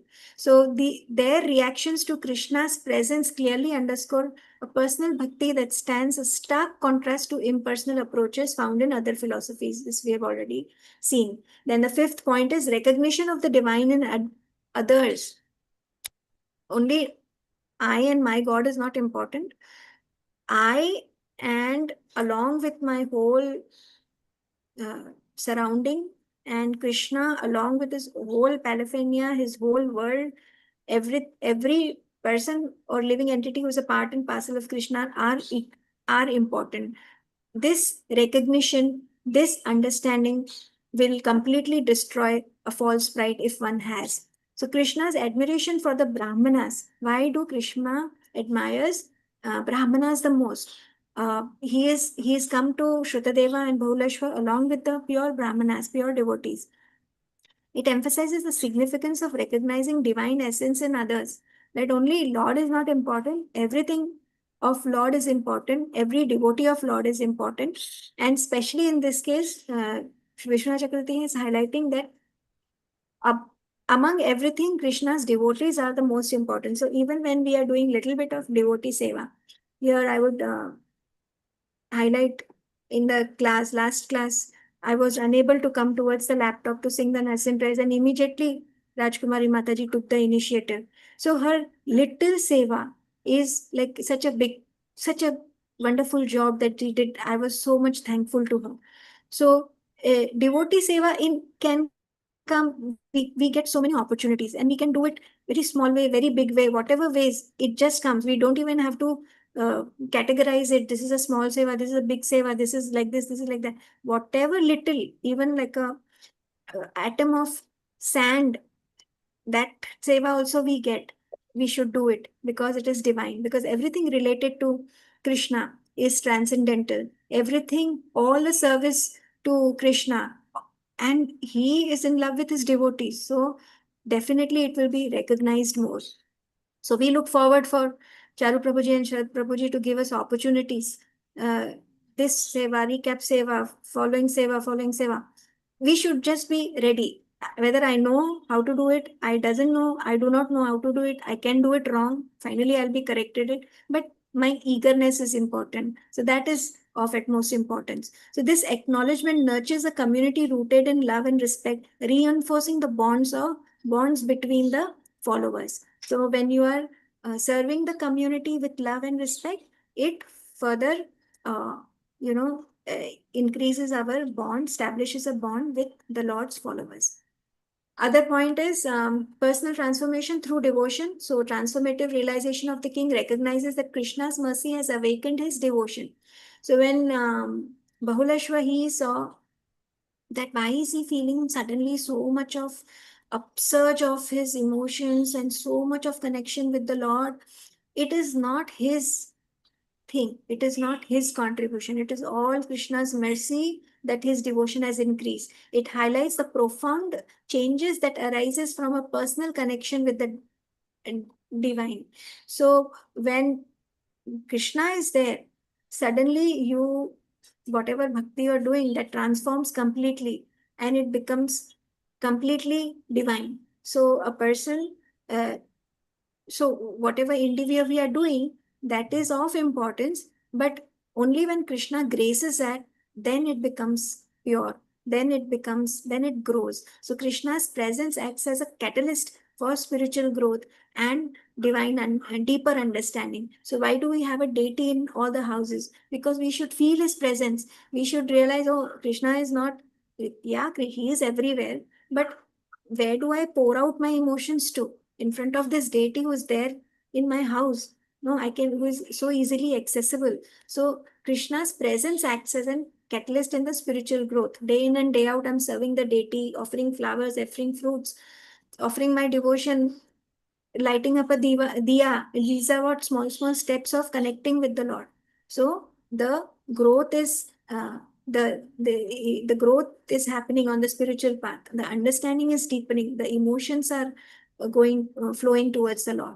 Then access to the divine. So it beautifully illustrates that sincere devotion has the power to transcend feelings of worthlessness or contamination, as seen in Shrutadeva was a very poor Brahmana. Pure but poor Brahmana. So he could have felt like same thing. Radha Vinod Prabhuji mentioned in the recap session that same thing, like two devotees, same type of feelings they are having. One is so rich, one is so poor.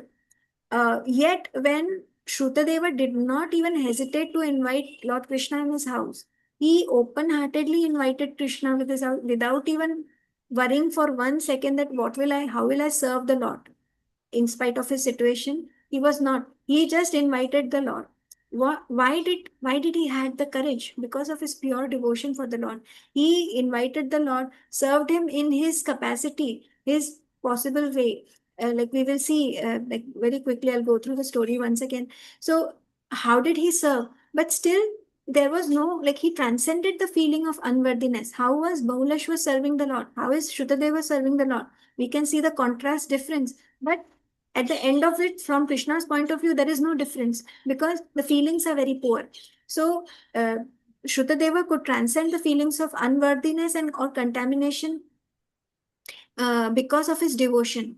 And Krishna's grace is accessible to all who seek him with a pure heart, reinforcing the personal and inviting nature of Krishna Bhakti. So every time we should not be like chappan bhogi offer karna hai. Whatever little patram pushpam toyam, whatever little we can offer, we should offer it with the bhava. So that feeling is more important rather than the object of offering.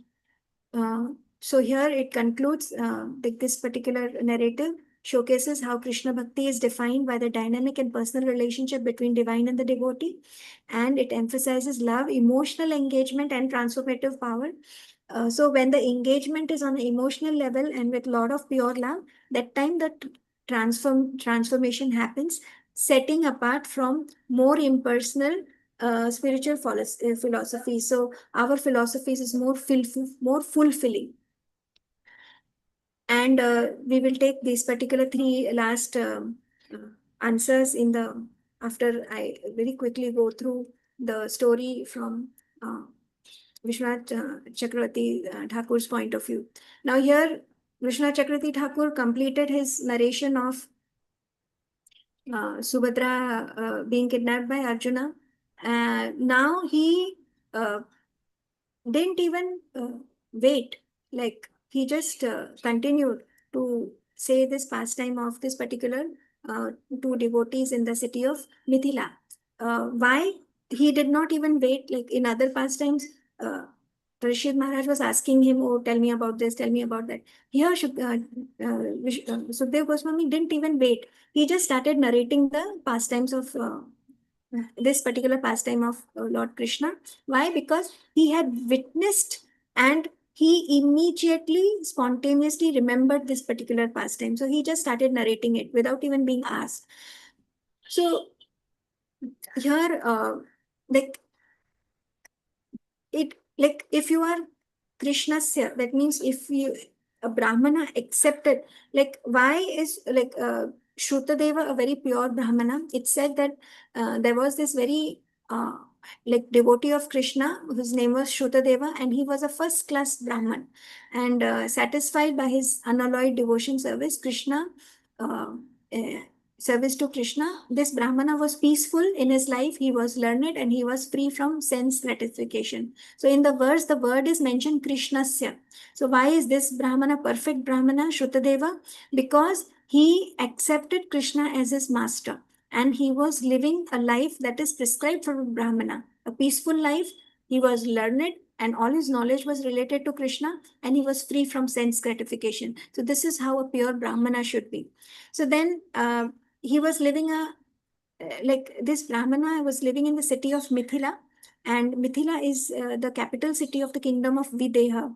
So I told in the last class, Videha means without the Deha. So Mithila is come from the Manthan.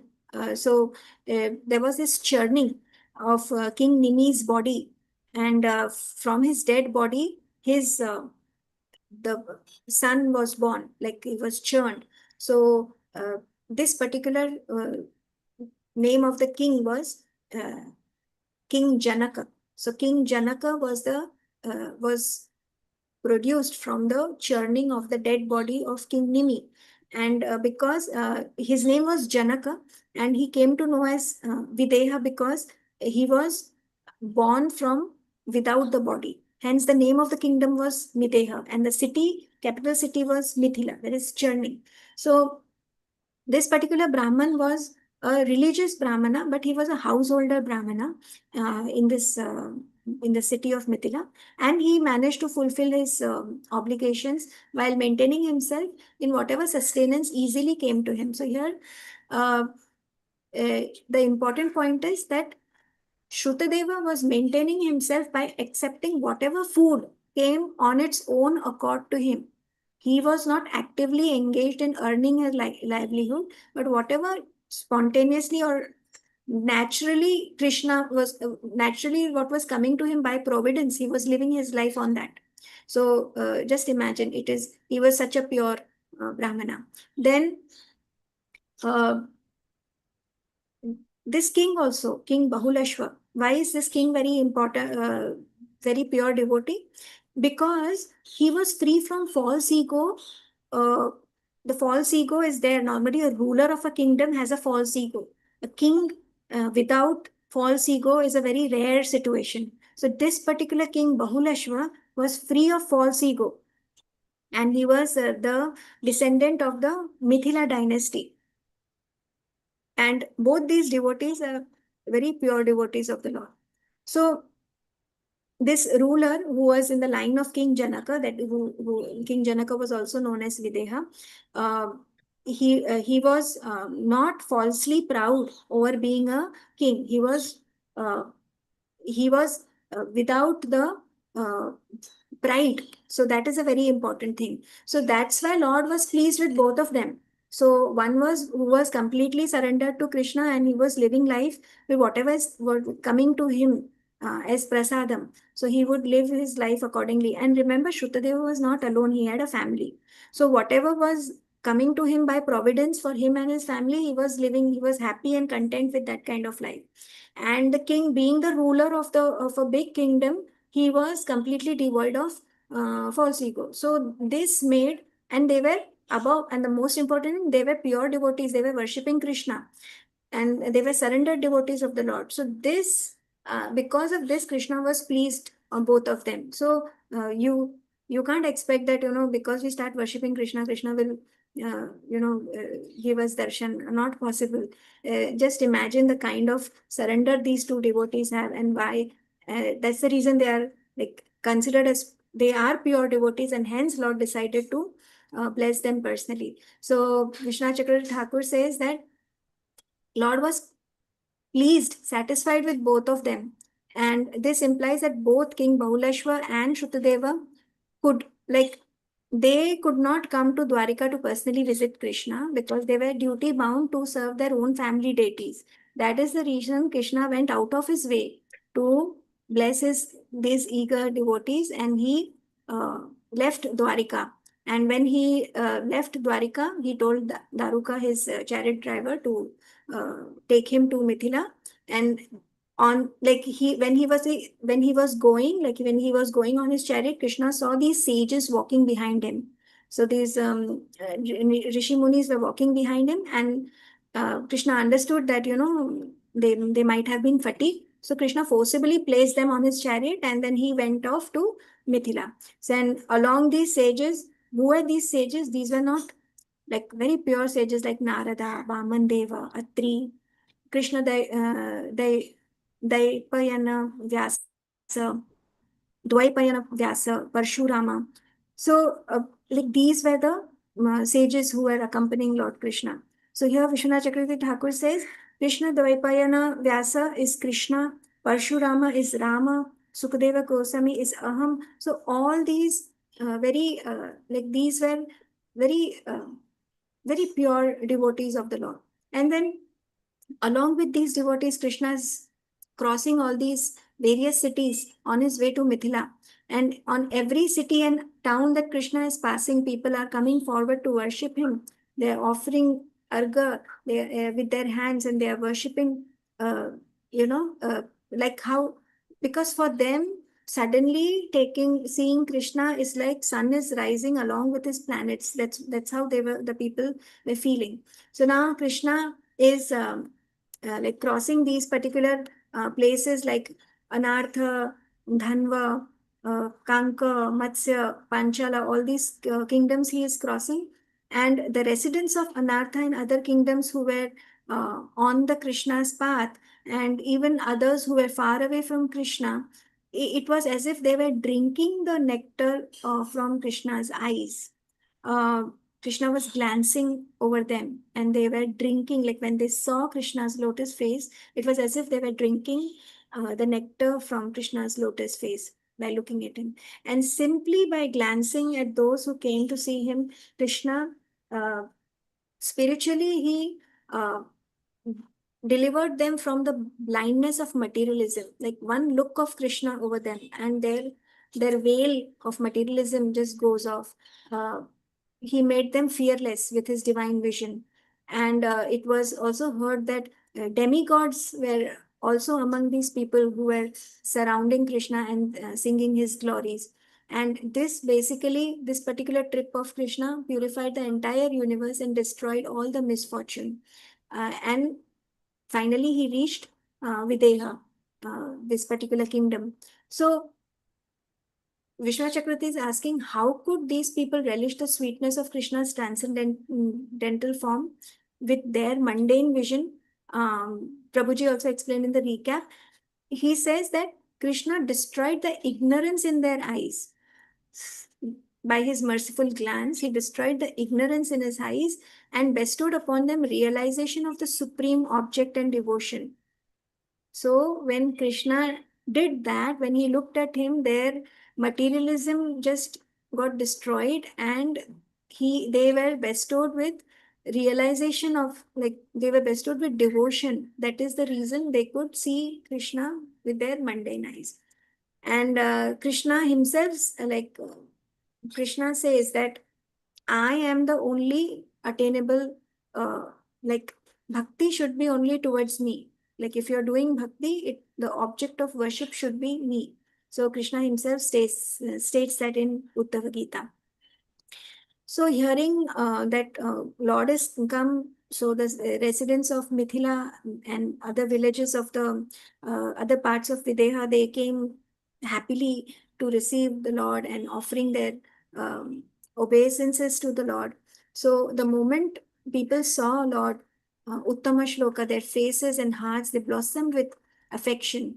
And how are they offering their obeisances? They're joining their palms above their heads and they bow down to the Lord and the sages that were accompanying the Lord. So they offered respects to to Lord Krishna and the sages by placing their folded hands above their heads. This is how they paid their obeisances. And both Bahuleshwa and Shrutadeva, they came forward and fell at the lotus feet of the Lord. And both of them are thinking that Lord has come to show his mercy on him.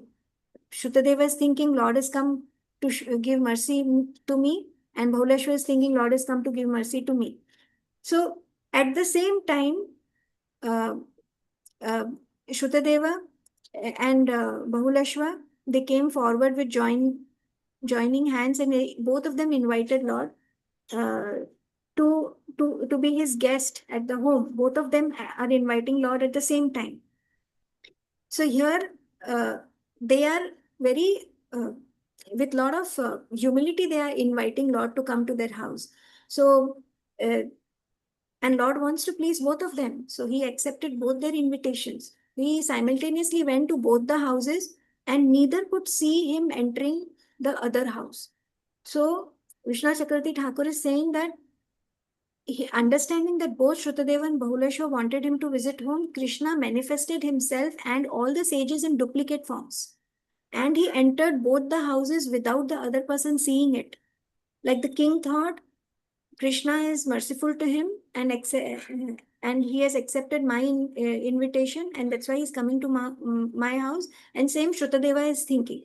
That Shrutadeva is thinking, he has come to my house, he's not gone to the king's house. So both of them are unaware that Krishna is there also and Krishna is here also.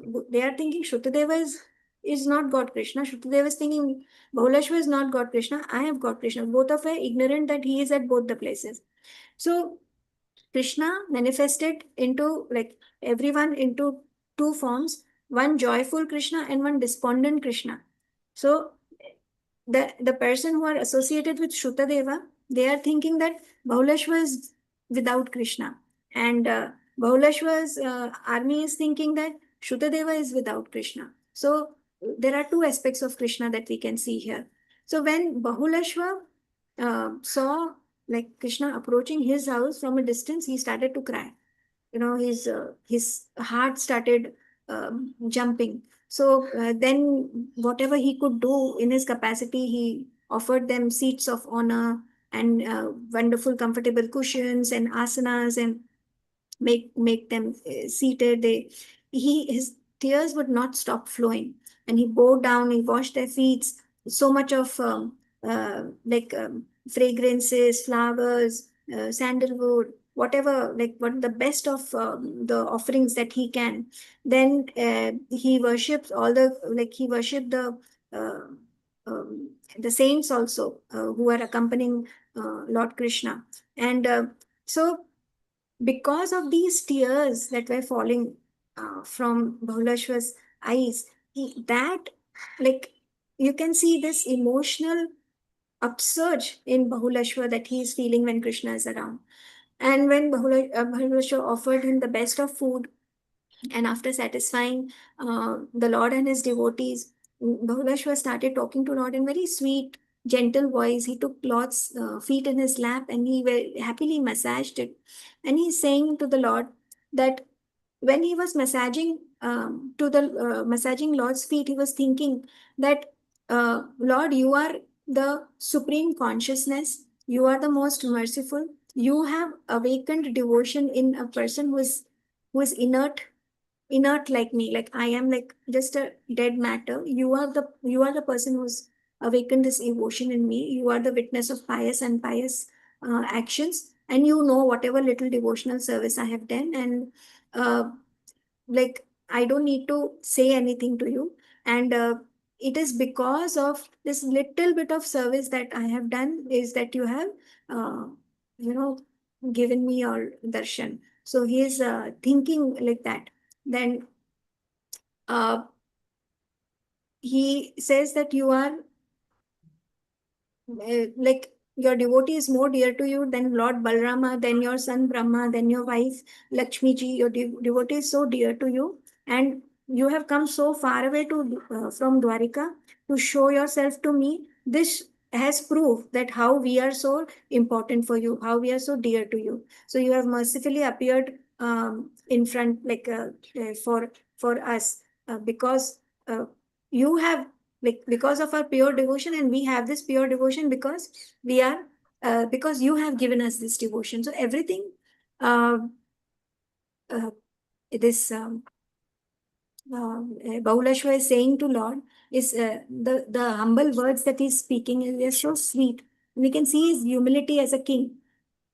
Then he is praising. Why he's praising Krishna so much? He is praising Krishna to encourage that he should live in his house for some days. So the king thought that just one contact with Krishna can free everyone with all the misconceptions and the doubts. And Lord's presence will further strengthen his intelligence. And I cannot, like, it is not possible to pierce the arrows of material enjoyment and the expansion of Krishna, like Narayana, like Badri Narayana. He is there as Nar Narayana Rishi, and he resides in Badrika Ashrama for the good fortune of everyone.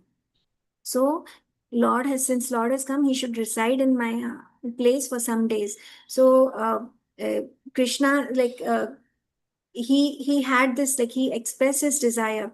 So he wanted Lord to stay in his house. That's why he was praising Krishna. So king is saying to the Lord that, you stay in my house with everyone, along with the sages, Sametaha, along with everyone, you should stay in my house and purify my house with the dust of your lotus feet.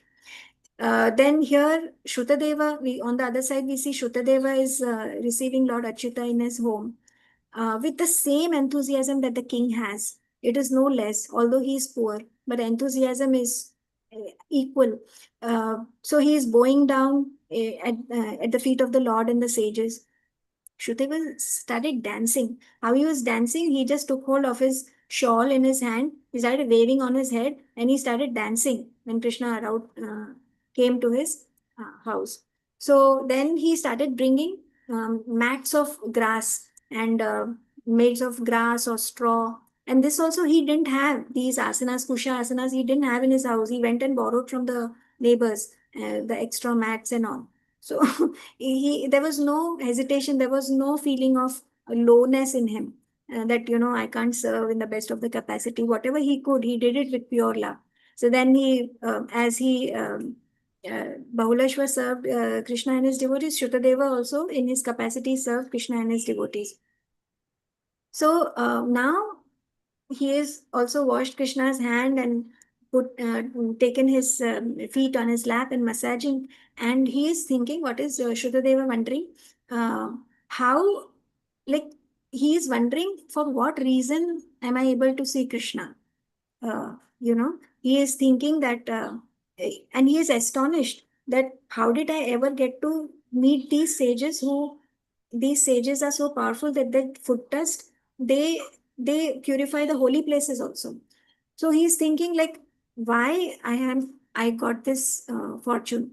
So Now, when he is thinking like that, Krishna is asking. It's a wonderful conversation between Shrutadeva and Lord Krishna. Krishna is saying to Shrutadeva, "Oh Shrutadeva, how is it that I have the good fortune of meeting you today?" Now, see, Lord is asking Shrutadeva, "How is it that I have the good fortune of meeting you today?" And Krishna says, Shrutadeva is very, like, he's a pure devotee, so he is very clever in his words. He is saying, "My dear Lord, not only today, but you have been seeing me throughout. Like, from the beginning of the time you have created the universe, you have entered in each and every Jivatma, and we are your Tathastha Shakti, that is, we are the Jivatmas who are enjoying the fruits of our karma, and you have always been like seeing us, but only today I am seeing you. Like, you have been seeing me from the beginning, from time immemorial. But only today it's that I am seeing you." What a clever answer from Shrutadeva. So then Shrutadeva said, "Lord, you created the universe just by a mind and you entered it.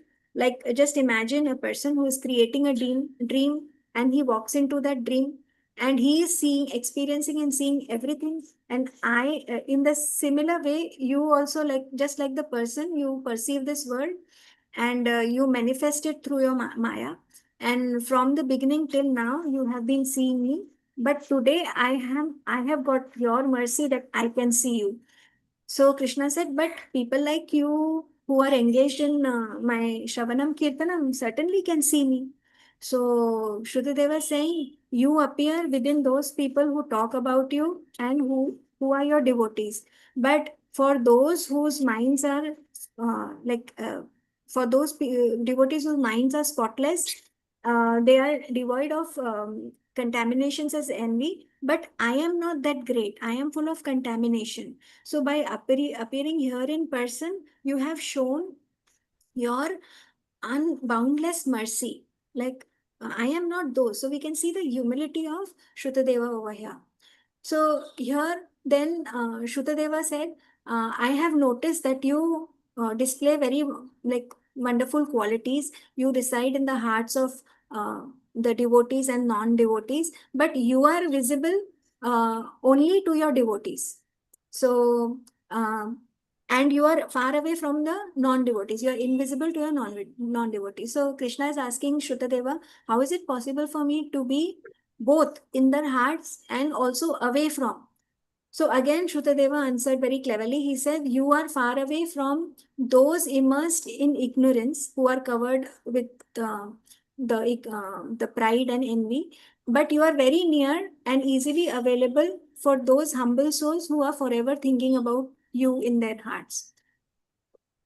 So he was So that's how further Shrutadeva, he says, I offer my respects unto you and your devotees, Prabhu. And like, you appear as death to envious demons by approaching both in your causeless spiritual form made by unlimited transcendental knowledge and bliss in the material universal form. You simultaneously uncover the eyes of your devotees. So you basically not there for your non-devotees. You cover their intelligence with Maya, but at the same time, you uncover the eyes of your devotees and make them visible, make yourself visible to your devotees. So Lord is doing this khel, you can say, between devotees and non-devotees. So he says that, so very beautifully, he is praising the Lord and he's asking Lord, please instruct me. So now, here, what did Lord do after listening to Shrutadeva? He very he took Shrutadeva's hand in his own hand. So now, such a beautiful gesture from the Lord. He took Shrutadeva's hand in his own hand and he smiled, saying that, you know the truth about me and I also know about you. And now I'll tell you something special. So this is Lord's instruction. What is Lord's interesting, Shrutadeva? Lord said that, "I have heard that you praise me, but you have not praised the Brahmanas who are accompanying me. So being favorable to the Brahmanas, I will personally praise them in order to teach devotion to the Brahmanas. So here Krishna says, even though I am the object of praise, the Brahmanas are mine. So hence, they are also equally worshipable. So addressing Shrutadeva with the Brahmanas, he says, Lord is saying to Shrutadeva, O Brahmana, that Shrutadeva himself is a Brahmana. So he need not show as much respect as he does. Moreover, the Brahmanas who immediately purify one from just their darshan are even greater than temple deities who slowly purify one. So the deities in this temple do purify you, but the kind of purification that happens by the connect of a pure Brahmana, that is drastic. So here Krishna himself is confirming that. And then he says, Dear Lord, your devotees. So here there is this thing of King Prachina Barhi. He says that in a shloka in Srimad Bhagavatam, 4th canto, 30th chapter, he says that, Lord, your devotees who wander all over the world to purify even the holy places of pilgrimage, is not such activity pleasing to those who are actually afraid of material existence? So here, how powerful are Lord's devotees? With their foot dust, they are purifying even the holy places that are already pure. That much power they have. So, isn't this a very beautiful thing for devotees, for Lord's believers? Isn't it such a such? So, hence, Lord's devotees should be, they are equally worshipped and they should be paid a lot of honor and respect. They are equally worshipable. So, this is what Lord is guiding Shrutadeva. So Lord has a lot of reverence for a Brahmana because he is basically Veda personified. Like how Krishna has all the demigods in his body, similarly a pure Brahmana has all the Vedas inside his heart. So Lord is saying that only foolish people think that only God is worshipped, not a learned Brahmana. So Lord says, this is the instruction that he is giving, that Brahmanas like Narad Muni, these are endowed with direct realization, and they purify the whole world with their teachings and instructions. So such Brahmanas, such pure devotees should be worshipped. They are equal to me. So Lord gives these instructions to Shrutadeva that worship Krishna and the sages with like worship my Brahmanas as you worship me. So hence Shrutadeva worship Krishna and the sages with undivided attention, and that means he worshipped Krishna and the sages thinking that both are non-different to each other. So this was the very important instruction given to Shrutadeva by the Lord. And then after staying some days with two of his very pure devotees, Lord Krishna taught them, guided them on the spiritual path, gave them instructions that is to be practiced, and then he returned to Dwarika. So now let us complete this last three instructive points. What specific actions did Krishna take during his visit to Mithila? He Krishna engaged personally with Bahulashva and Shrutadeva, and he responded to their prayers and their deepest desires. So this is basically, he blessed them, he guided them, he reassured them, and he instructed them. So this shows Lord's loving nature. How does the relationship between Krishna and his devotees compare to the dynamics of the dynamics present in the other spiritual traditions? Their philosophies are dry. There are no emotions involved in it. They the spiritual growth is not possible as much as it is. There are more chances of falling. They consider that divine is something distant, that is unapproachable, inaccessible. On the contrary, the personal relationship, the bhakti marga, is establishing a personal relationship with the Lord, and it is a more meaningful relationship. Last one is, what further transformation occurs in the life of Bahulashva and Shrutadeva? When Krishna blessed them personally, their experiences of the Lord enriched. The kind of devotion that they felt was completely on a different level, and their like they grew so much. Their service was blessed by Krishna, and then they also enjoyed. They went back to Godhead, and then they were blessed. This profoundly, illustrating how the ripples of personal devotion can profoundly impact on the spiritual journeys of the entire community. So, along with Bahulashwa and Shrutadeva, all the people who are surrounded them, they also got benefited. So, the whole entire community got benefited.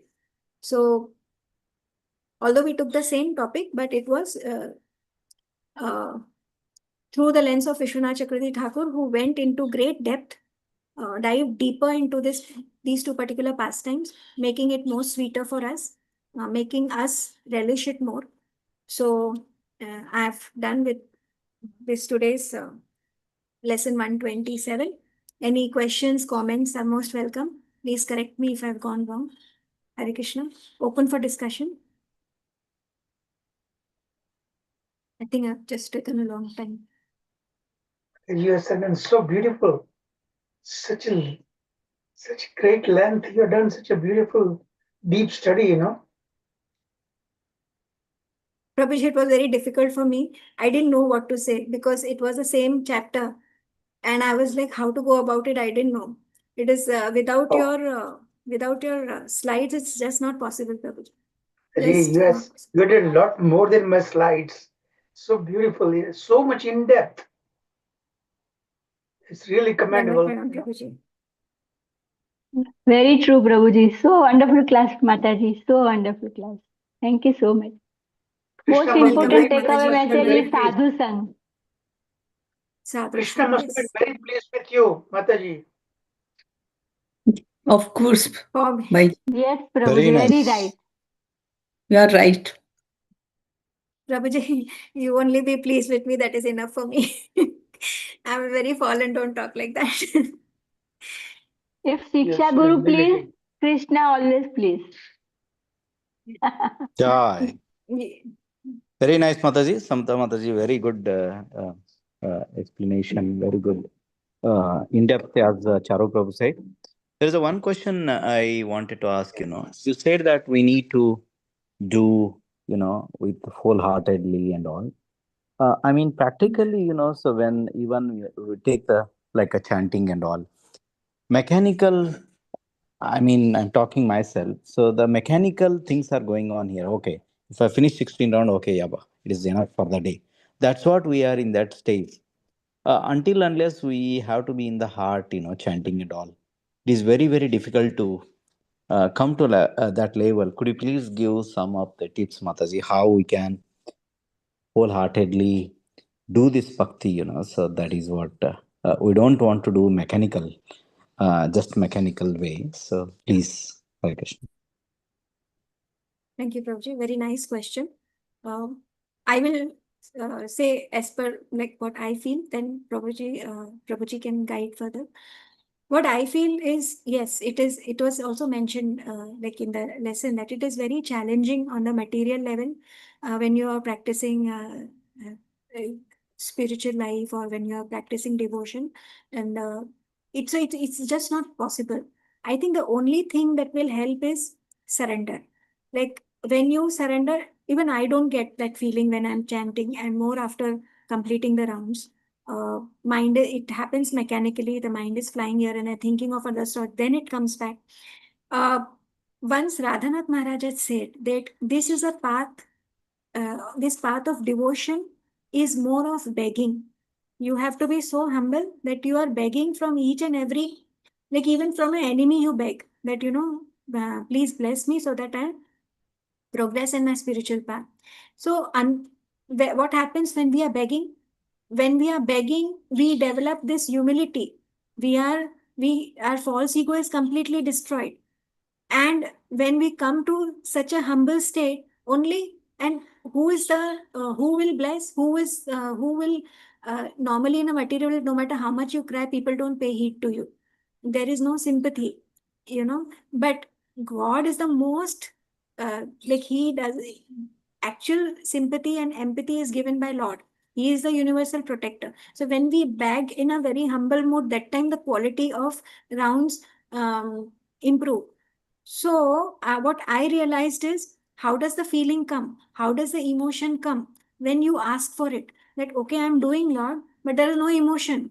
Can you give me in today's round, in today's japa practice, can you give me some emotion for yourself? I want to come close to you. So when you give this desire to the Lord, when you pray for this sincerity in the devotion, then He gives.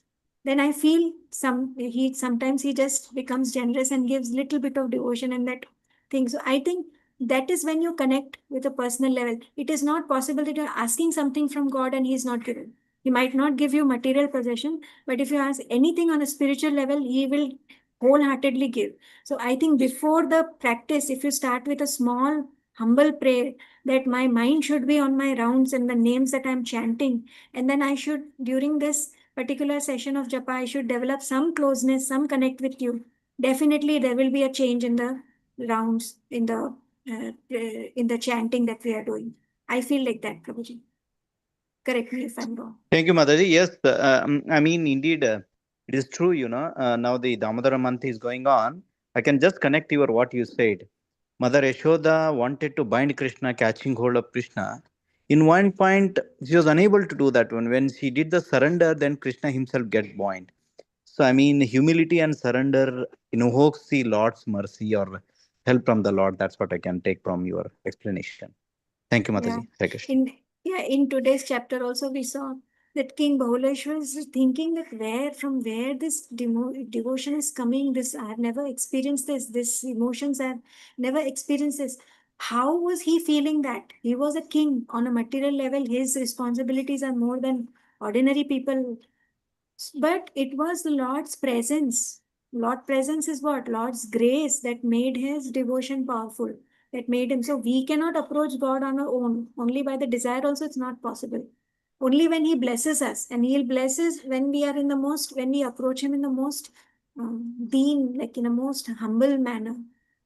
And honestly, like not just like मगरमच्छ के आंसू से भी भगवान नहीं पिघलेंगे. So honestly, when we are praying to him, I guess he will definitely bless.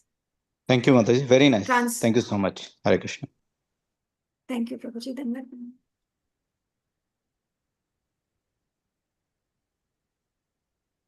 Hare Krishna, Mataji, Dhanush Pranam. Like Charu said, so wonderful. It was like the whole visual was going around when you narrated through the lens of Vishwanath Chakravarti Thakur. So thank you so much. So very, very immersive. So one thought that came to mind. So Lord instructed Shrutadev, right? That these are my instructions. Are there any mention of what he instructed to King Bahuleshwar as well? Is there anything like that?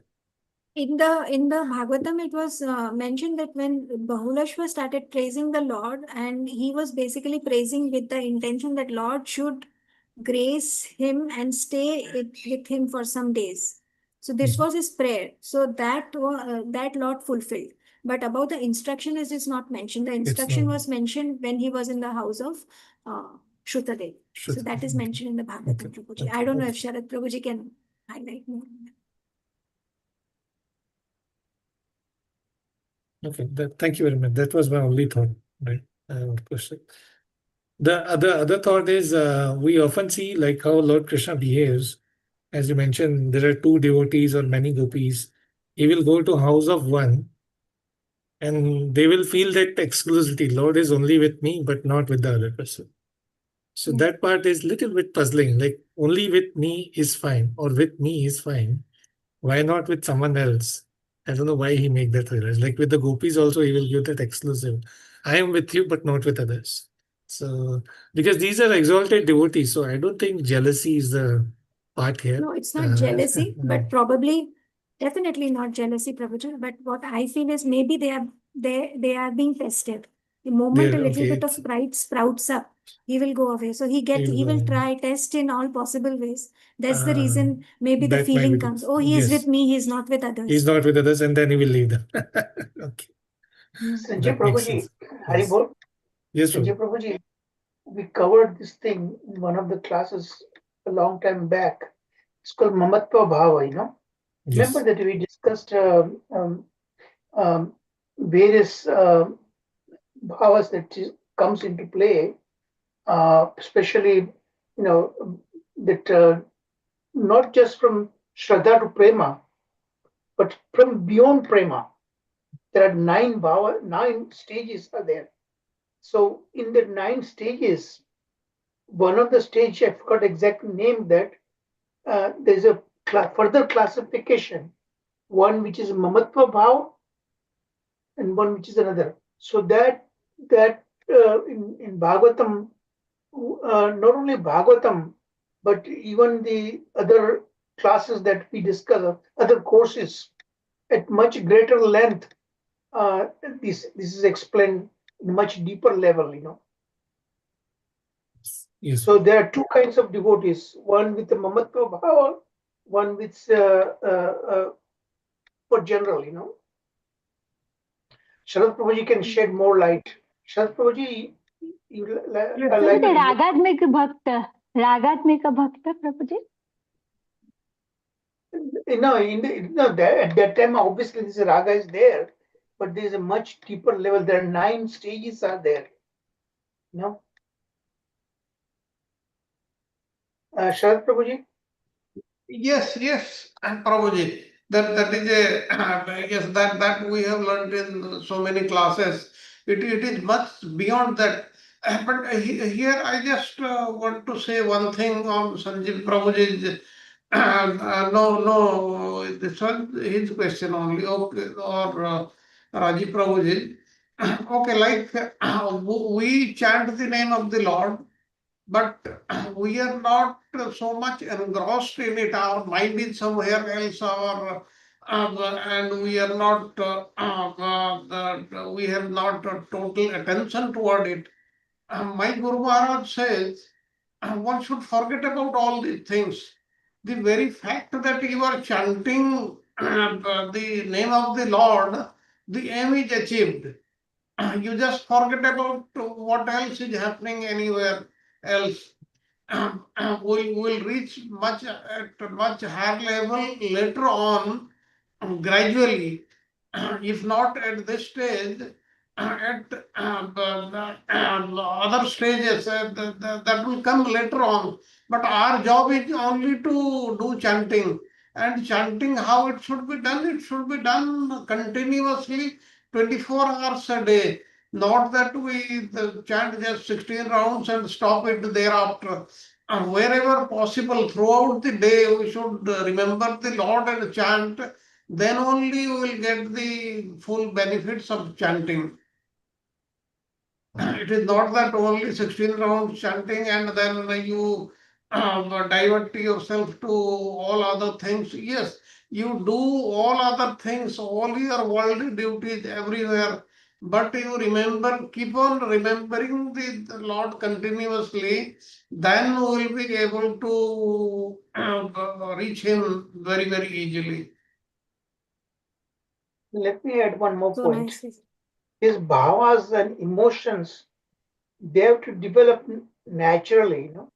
You cannot imitate. It automatically comes in waves from the heart. I experienced in my life. It's not always. Sometimes it comes. Sometimes, most of the time, it doesn't come. So it's how much in depth you are in it. That's what it has to do with that. The bhavas, emotions. There is one thing about this bhava we should remember. If ever it comes in our lives, and there are many devotees it comes, it should be kept a secret. It should not be told to anybody. And the moment you express it to anybody, then it is stolen. That means it starts going. That means all these are very, very confidential matters. And if any bhava comes, one should keep it to himself or herself and should never tell anybody except, of course, the spiritual master or the very senior devotees just to take assistance from them and to progress further, and not to advertise it so that others will say, you see, he is such a great devotee. And by chance, if you see the Supreme Lord comes and shows himself to you, that also you don't disclose to anybody. So that is the essence. Otherwise, everything will go away from you. You're absolutely right, Prabhuji. It's actually highly personal. It's between you and the Lord, you know. Yes.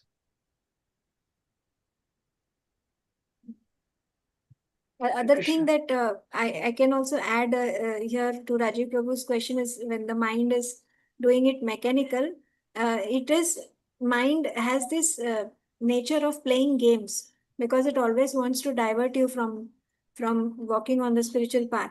So these are all tricks and tricks of mind. So the best thing is not to listen to mind only, because it will say this is proper japa, this is improper japa. These are all tricks. So as Prabhuji said, we just have to do the japa, that's it. Let the mind do whatever it wants.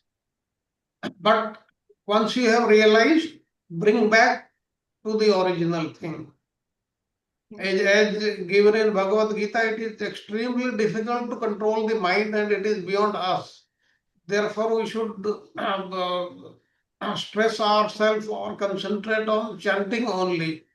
Don't think about the mind. Let it do whatever it wants to do. Thank you very much. I think it's about time. We should now. प्रभु ये नाम रुचि के लिए wrap it up. प्रार्थना करनी चाहिए ज्यादा से ज्यादा. It's about time we should wrap it up now. Yes, Prabhuji. Mataji, would you like to do the Nashya prayer? Are you in a position to do it? Yes, ma, Prabhuji. Yes. Hare Krishna. Srimad Bhagavatam ki jai ho. Jai ho. Namaste Narasimhaya. Namaste Narasimhaya. Praladadayini. Praladadayini. Hiranyakashipurvakshah. Hiranyakashipurvakshah. Shilatankanakalaye. Shilatankanakalaye. Ito Narsimha Parato Narsimha. Ito Narsimha Parato Narsimha. Yato yato yami tato Narsimha. Yato yato yami tato Narsimha. Bahir Narsimha. Hridaye Narsimha. Bahir Narsimha. Hridaye Narsimha. Narasimhavatim Sharanam Prapate. Tava Karakamalagare Nakha Adbhut Shringar Dalita Hiranyakashipu Tanubringam Keshavadrita Narhari Rupa Jai Jagadish Hare Jai Jagadish Hare Jai Jagadish Hare Jai Ho Narsimha Dev Narsimha Dev Narsimha Dev Jai Ho Narsimha Dev Jai Ho Prahlad Maharaj Prahlad Maharaj Prahlad Maharaj Jai Ho Prahlad Maharaj Jaya Jaya Prabhupada Prabhupada Prabhupada Prabhupada Jaya Jaya Gurudev Gurudev Gurudev Jaya Jaya Gurudev. Shri Lakshman Narasimha भगवान की जय हो. भक्त शिरोमणि प्रहलाद महाराज की जय हो. अनंत कोटि वैष्णव वृंद की जय हो. जय प्रभुपाद की जय हो. हरे कृष्णा कृष्ण कृष्ण हरे हरे हरे राम राम राम हरे हरे. श्रीमद् भागवतम की जय हो. सर्व डिवोटी की जय हो. Thank you Prabhu ji. दंडवत प्रणाम to all devotees. Thank you, Thank Thank you very Mataji. much, Mataji. Thank you Thank so you. much. Thank Thank you. you all, everybody. Thank you, Thank you, Bhaiji. Prabhu. It's a wonderful class today. Thank you. Thank Sharad you. Prabhuji. Thank you, Thank you, Prabhuji. Prabhu. Tanmay Thank Prabhu. you, Prabhuji. Thank you so much. Hari bol. Thank you. Thank you. Thank you, Prabhu. Hari Bol Prabhuji. Thank you Prabhu ji, Hare Krishna. Thank you Mata ji. Thank you.